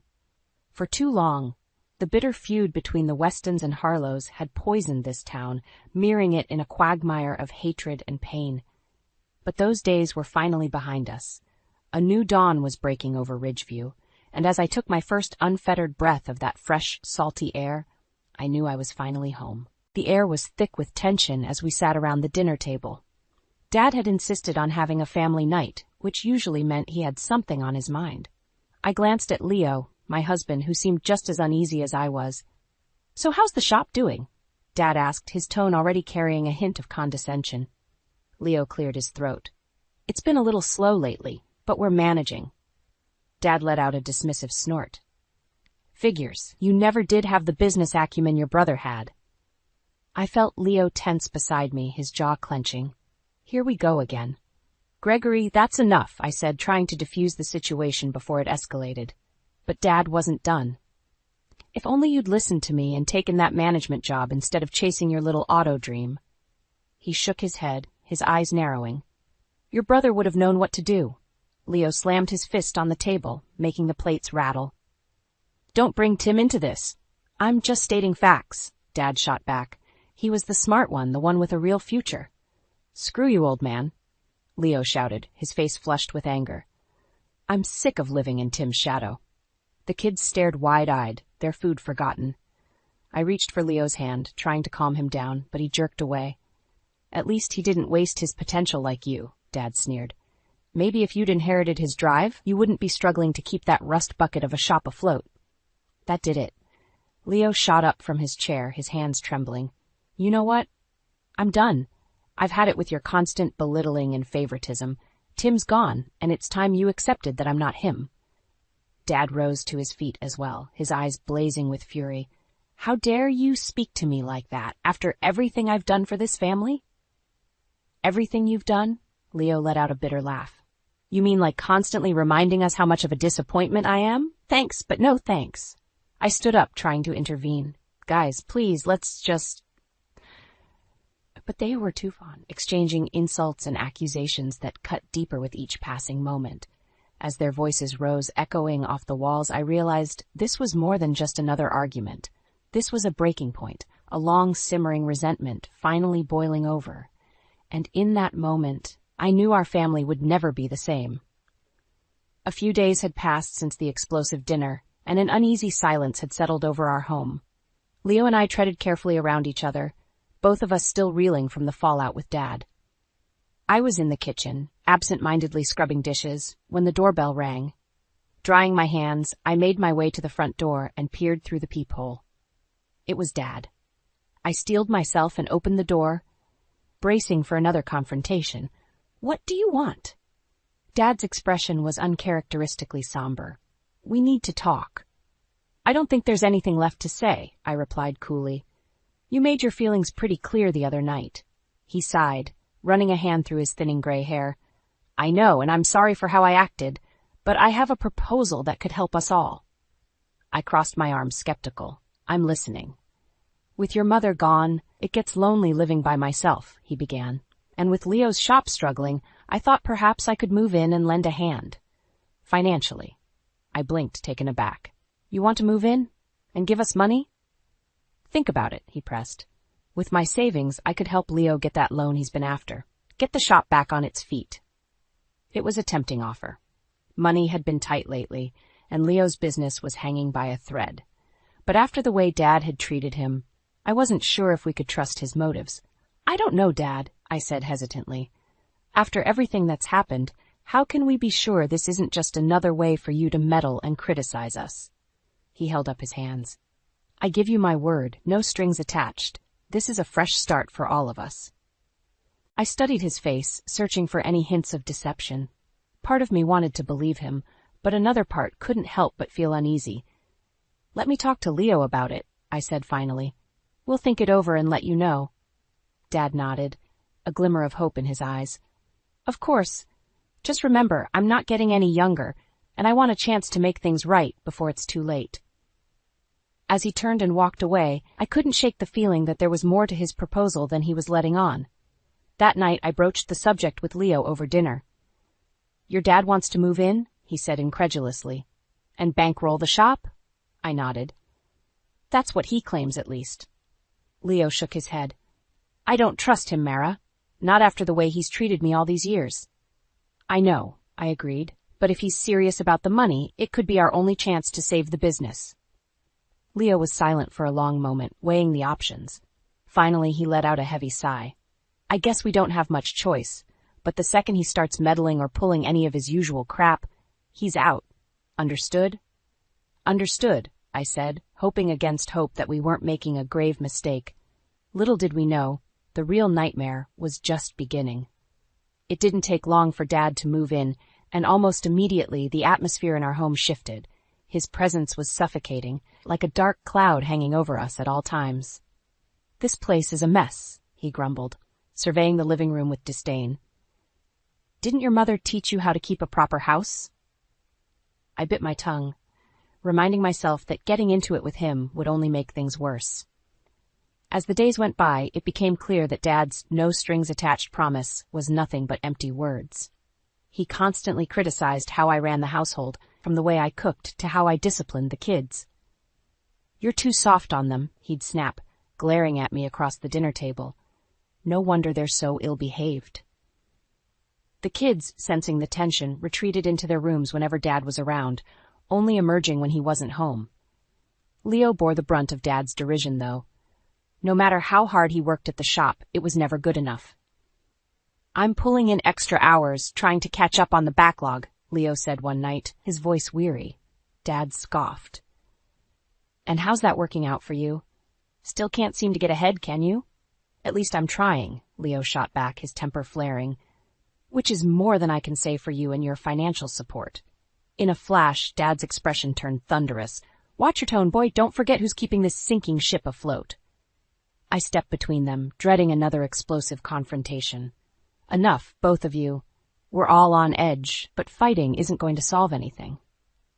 For a moment, it looked like Dad was going to press the issue. Then his face relaxed into a sickening smile that sent chills down my spine. "You're right, Mara," he said, his voice deceptively calm. "We're family, after all, and families should stick together, no matter what." The way he said those last few words, it was almost like a threat, a reminder that he held all the cards and we were at his mercy. In the following weeks, Dad's behavior only grew more erratic and disturbing. He'd make cryptic comments hinting at some deep, dark secret that could tear us all apart. "You think you know someone," he'd say, his eyes boring into mine. "But the truth is, we all have skeletons in our closets." I tried to brush it off, but his words gnawed at me, planting seeds of doubt and dread. What was he hiding? And more importantly, how far would he go to keep it buried? One night, I overheard a heated argument between Dad and Leo in the living room. Unable to resist, I crept closer, straining to make out their words. "Can't keep living like this," Leo was saying, his voice strained. "He's making our lives a living hell." Dad's response sent a chill down my spine. "You'd better watch yourself, boy. You have no idea what I'm capable of."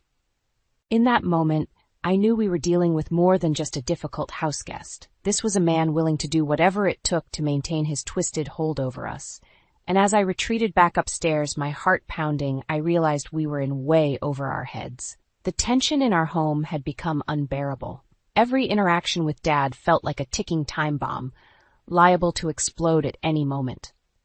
I walked on eggshells, never knowing when his next outburst or veiled threat would come. One afternoon, while the kids were at school and Leo was working late at the shop, I decided to tidy up Dad's room. As I straightened up his nightstand, a loose floorboard caught my eye. Curious, I bent down and pried it up, revealing a hidden compartment underneath. Inside was a tattered notebook, its pages yellowed and worn. Against my better judgment, I opened it and began to read. The entries detailed Dad's gambling habits, how he'd squandered away large sums of money at the casino, chasing increasingly risky bets. My heart sank as I realized the extent of his addiction and how deeply in debt he must have been. But it was the final entry that made my blood run cold. "The money for Leo's loan is gone," it read in Dad's shaky scrawl. "I couldn't stop myself. I've ruined everything. They'll never forgive me for this. I sat there, numb, as the pieces fell into place. Dad's insistence on moving in, his constant belittling of Leo, it was all a ploy to make amends for betraying his own son in the worst way possible. Suddenly, his veiled threats and erratic behavior made sense. He was a man consumed by guilt and desperation, lashing out in a futile attempt to regain control. I don't know how long I sat there, the weight of Dad's betrayal crushing down on me. When I finally rose to my feet, my hands were trembling and I felt nauseous. That night, when Leo came home, I could barely look him in the eye. "Hey, what's wrong?" he asked, his brow furrowed with concern. I opened my mouth, but the words stuck in my throat. How could I tell him the truth, that his own father had stolen from him, dashing his dreams out of sheer selfishness? "Mara?" Leo pressed. "You're scaring me. What happened?" Taking a deep breath, I steeled myself. "It's your dad. I found something in his room today. Something he's been keeping from us." I proceeded to recount what I'd discovered in the notebook, watching as Leo's expression morphed from confusion to disbelief to a white-hot rage. "That son of a bitch," he seethed, his fists clenched so tightly his knuckles turned white. "After everything he's put me through, this is how he repays me? By stealing from his own flesh and blood?" "Leo, I'm so sorry," I said, my voice thick with emotion. I had no idea he'd stoop this low. "Don't apologize for him," Leo spat. "He's the one who should be groveling, begging for forgiveness. But he won't get it. Not from me. Not after this." As he paced the room, his anger radiating off him in waves, I knew there was no going back. The fragile truce we'd formed with Dad was shattered beyond repair. And in that moment, I made a decision, one that would change the course of our family forever. "We can't let him get away with this," I said, my voice steely with resolve. "It's time we fought back. It's time we took our lives back from that miserable old man." Leo looked at me, his eyes burning with a mix of pain and determination. "What did you have in mind?" A plan was already taking shape in my mind, a way to expose Dad's lies and machinations to everyone he'd ever wronged. "Trust me," I said, placing a hand on his arm. "By the time I'm done, he'll finally get the karma he deserves." In the days following my discovery of Dad's betrayal, a fire was lit within me. I couldn't stand idly by while he continued to manipulate and undermine our family. It was time to take him down, once and for all. The first step was gathering allies. I knew I couldn't take on Dad alone. His web of deceit ran too deep. I needed people who had seen firsthand the kind of man he truly was. My first stop was the auto parts store downtown, where I tracked down Mark, an old friend of Leo's late brother Tim. He and Dad had been close once, before a bitter falling out that nobody dared speak of. "Mara?" Mark's eyes widened when he saw me. "It's been years. What brings you by?" "It's about your ex-friend, Gregory," I said, getting straight to the point. "The lies, the manipulation, the way he treats Leo and the rest of us. I'm guessing you know all about that." Mark's expression darkened. "That son of a bitch. After what he did to Tim, I'm not surprised he's still up to his old tricks." "Then you'll help me expose him?" I pressed. "Make him pay for all the lives he's destroyed?" Mark was silent for a moment, mulling it over. Finally he nodded. "You know I'm in. That bastard has it coming, and then some." With Mark on board, I felt a renewed sense of purpose. If anyone knew the depths of Dad's depravity, it was him. Next, I reached out to some of Dad's old poker buddies, the ones he'd inevitably swindled money from over the years. One by one, they agreed to join my cause, each with their own score to settle. As my makeshift alliance grew, so did my confidence. We spent nights poring over evidence, building an airtight case against Dad that would leave no room for doubt or denial. "The key is to hit him where it hurts most," Mark advised. "His ego, his reputation, his sense of control, that's what matters to scumbags like him." And then it hit me. The perfect way to bring Dad's world crashing down around him, while ensuring maximum public humiliation. His 70th birthday party. Every year, Dad made a big production out of his birthday, inviting all his old friends and former associates for a lavish celebration. This time, we'd be the ones delivering the surprise. "We'll gather everyone who's ever had a bone to pick with that miserable old coot," I told the group. "Friends, family, business associates, the whole lot. And then, right in the middle of his big night, we'll spring the truth on him." The looks on their faces said it all. This was the reckoning Dad had been due for years, maybe decades. By the time we were done, he'd have nowhere left to run, nowhere left to hide. As the party date approached, the anticipation was palpable. We triple-checked every scrap of evidence, every witness testimony, leaving no stone unturned. Finally, the night arrived, and I could barely contain my nerves as guests began to trickle in. Dad, oblivious to our plot, greeted them all with his usual false bravado, soaking up the attention like a narcissistic sponge. Little did he know, his reign of terror was about to come to a crashing halt. Once we were done, there would be no more lies, no more manipulation, only the cold, hard truth, laid bare for all to see. I caught Mark's eye from across the room, and he gave me a subtle nod. It was go time. Steeling myself, I stepped forward, cleared my throat, and prepared to unleash a lifetime's worth of secrets and betrayals. "Excuse me, everyone? There's something you all need to hear." The room fell silent as all eyes turned towards me. Dad's expression morphed from confusion to outright suspicion. "What's going on here?" he demanded, his voice low and dangerous. I took a deep breath, steeling my nerves. "For years, you've lied, manipulated, and betrayed everyone in this room," I began, my voice ringing out clearly. "You've stolen money, ruined lives, and passed it off as tough love. But no more. Tonight, the truth comes out." A murmur rippled through the crowd as I held up the tattered notebook, the damning evidence of Dad's gambling addiction and subsequent betrayal. In these pages, you'll find a detailed account of how Gregory Sanderson systematically squandered away his life savings, including the money meant for his son's business loan, I said, letting the weight of those words sink in. Dad's face had drained of all color. "Mara, you don't know what you're talking about," he sputtered. "That notebook is nothing but lies."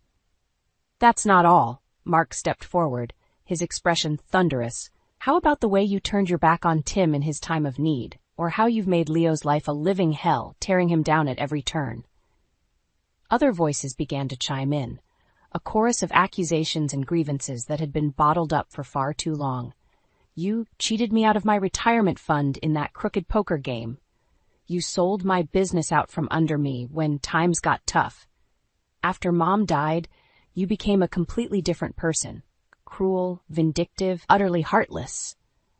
Dad swiveled wildly, trying in vain to deny each and every claim, but we had him cornered, backed into a corner by the weight of his own misdeeds. "This is outrageous," he roared, his face flushed with impotent rage. "I'm your father, damn it! You can't treat me like this." In that moment, I felt a surge of pity for the pathetic, broken man before me. This was his true legacy, a lifetime of burned bridges and shattered trust, all in service of his own bloated ego. "We're done being your punching bags," I said, my voice heavy with finality. "You've tormented this family for the last time. Please, you have to understand." Dad blubbered, his bravado evaporating as he cast a desperate look around the room, searching for any shred of sympathy or support. But he found none. Only the cold, impassive stares of a dozen people he'd wronged, their respect for him shattered beyond repair. "Get out!" Leo spoke up, his voice trembling with barely contained fury. "Get out of our home. Get out of our lives. You're dead to us." A heavy silence descended as Dad's gaze met mine, his eyes pleading for mercy. But I felt nothing, no pity or remorse, only a sense of grim satisfaction that justice had finally been served. With one final, defiant glare, Dad turned and stormed out, the smattering of jeers and laughter following him out the door. We'd done it. Against all odds, we'd torn down the facade and exposed the monster underneath for all to see. As the crowd erupted into raucous cheers and applause, I allowed myself a small, triumphant smile. The nightmare was finally over. Dad's reign of terror had come to an end, undone by his own hubris and greed. For the first time in years, I felt like I could breathe again, like a crushing weight had been lifted from my shoulders. As Leo pulled me into a fierce embrace, I knew that no matter what challenges lay ahead, we'd face them together, united as a family, free from Dad's toxic influence at last. It was a new beginning, paid for with the truth and the unraveling of a lifetime's worth of lies. And it was all worth it. In the aftermath of Dad's humiliating exposure, an eerie silence settled over our home. It was as if a dark cloud had finally lifted, allowing us to breathe freely for the first time in years. Leo and I sat on the couch, still processing the events of the night before. The kids were at school, blissfully unaware of the drama that had unfolded. "I can't believe it's really over," Leo murmured, his voice thick with emotion. "After everything he put us through." I squeezed his hand, offering a reassuring smile. "We did what we had to do. He brought this on himself." A knock at the door made us both tense, old habits dying hard. Leo rose to answer it, hand poised as if ready for a confrontation. It was Mark, a grim look etched onto his weathered features. "You guys better see this," he said, holding up his phone. On the screen was a news article, the headline blaring in bold letters, "Local businessman disowned after sordid scandal exposed at birthday party." Leo and I leaned in, devouring every scathing detail. It seemed one of Dad's so-called friends had tipped off the local paper about the events of the previous night, spilling all the sordid details of his deception and betrayal. The article didn't hold back, painting a damning portrait of a once-respected man brought low by his own greed and cruelty. By the time we reached the end, a sickening knot had formed in the pit of my stomach. "They're crucifying him," Leo muttered, his expression unreadable. A part of me felt a twisted sense of satisfaction, knowing that Dad was finally being held accountable for his actions. But another part couldn't help but feel a twinge of sadness. This was a man I'd once looked up to, a father figure now reduced to a cautionary tale. In the days that followed, the fallout only intensified. Old friends and associates cut ties with Dad, his reputation in tatters. Even his own remaining family members wanted nothing to do with him, disgusted by his betrayal. He tried reaching out, leaving increasingly desperate voicemails pleading for a chance to explain himself. But we never responded, never opened that door again. As far as we were concerned, Gregory Sanderson was dead to us. With Dad gone, it was like a weight had been lifted from our shoulders. Leo threw himself into rebuilding the auto shop, finally able to focus without his father's constant belittling. The kids, sensing the shift in the household's mood, became more relaxed and carefree. It was like watching them come back to life. And me, I savored every moment, reveling in the newfound peace and harmony that had been so cruelly denied to us for far too long. Still, I couldn't quite shake the nagging feeling that Dad was out there somewhere, stewing in his own bitterness and remorse. A part of me wondered if he'd ever truly understand the depth of his transgressions, or if he'd simply double down on his victimhood. Those thoughts plagued me late one night as I lay awake, listening to the steady breathing of Leo beside me. In the stillness, my phone buzzed with a new voicemail. "Speak of the devil." Against my better judgment, I stepped into the hallway and played the message, Dad's gravelly voice filling the silence. "Mara," he rasped, his tone tinged with desperation. "I know I have no right to ask anything of you, but please, you have to let me explain. What you saw, what you think you know about me, it's only half the story." He paused, as if struggling to find the right words.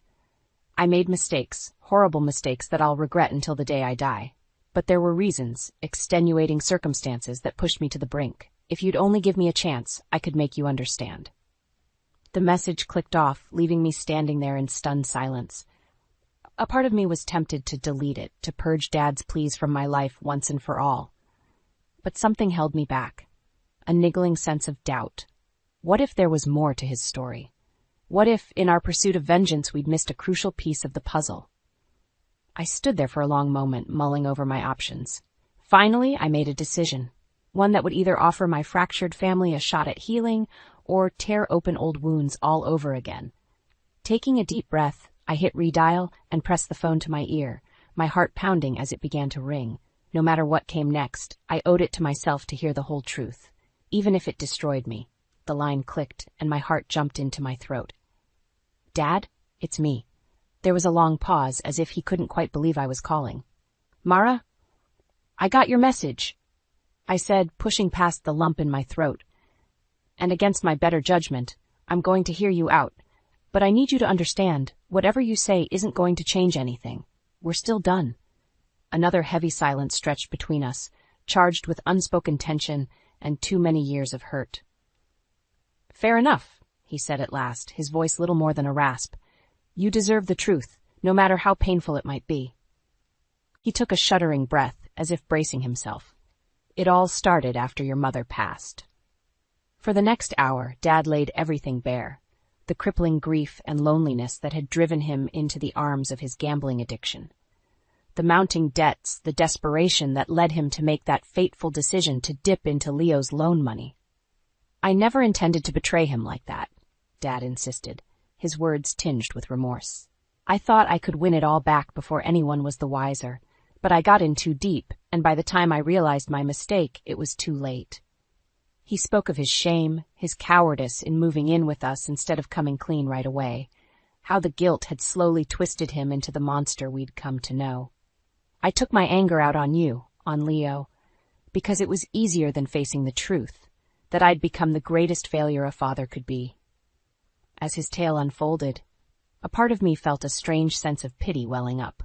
Here was a broken, pathetic old man laying his soul bare, owning up to his failings in a desperate bid for what? Redemption? Absolution? When he finally fell silent, I found myself at a loss for words. Part of me wanted to unleash the full force of my fury, to remind him of the lives he'd shattered beyond repair. But another part, the part that still faintly remembered the man he used to be, strong, proud, commanding respect, felt something else entirely. Regret. Why didn't you just tell us the truth from the beginning? I asked, my voice little more than a whisper. Why did you let it go this far? Would you have listened? He shot back, a flicker of his old defiance shining through. Or would you have just seen it as another failure? More proof that the great Gregory Sanderson was a worthless drunk squandering his final years away? His words hung heavy in the air, and I realized with a sinking feeling that he was right. We'd made too many assumptions, been too eager to paint him as the villain. We were all guilty in our own way.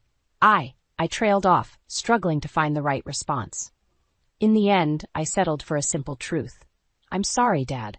Sorry we didn't give you a chance, that we just assumed the worst. An eternity seemed to pass before he finally spoke again. No, kiddo, he said, his voice thick with emotion. Don't apologize. Not after everything I put you through. If anyone deserves a reckoning, it's me. I could hear the acceptance in his tone, the resignation of a man who had finally made peace with his demons. Maybe it's for the best, he continued. You and Leo, you've got a real chance to start fresh now, build the life you deserve without my toxicity weighing you down. My throat tightened at the thought of never seeing him again, of shutting that door forever. But I knew, deep down, that he was right. Sometimes, breaking a family apart is the only way to save what's left of it. Take care of yourself, Dad, I choked out, the words almost sticking in my throat. And I forgive you. There was a soft intake of breath on the other and like a weight finally being lifted. Thank you, he whispered. That's all I needed to hear. The line went dead, and I was left alone with the silence and a maelstrom of conflicting emotions. Grief, anger, relief. It all swirled together into a confusing jumble. But one truth rang clear above the rest. It was finally, truly over. Dad's specter had been exorcised, leaving us free to forge our own path forward. As the dawn light crept through the curtains, I rejoined Leo in bed, snuggling close and savoring the warmth of his embrace. For the first time in years, I felt a sense of peace wash over me, the promise of a fresh start glimmering on the horizon. It would be a long road, strewn with lingering hurts and hard-earned lessons. But we would walk it together, a family reforged in the fire of hard truths and even harder choices. And no matter what the future held, I knew one thing for certain. The cycle of hatred and bitterness ended here. A new day was dawning, rife with possibilities, and I intended to greet it with open arms.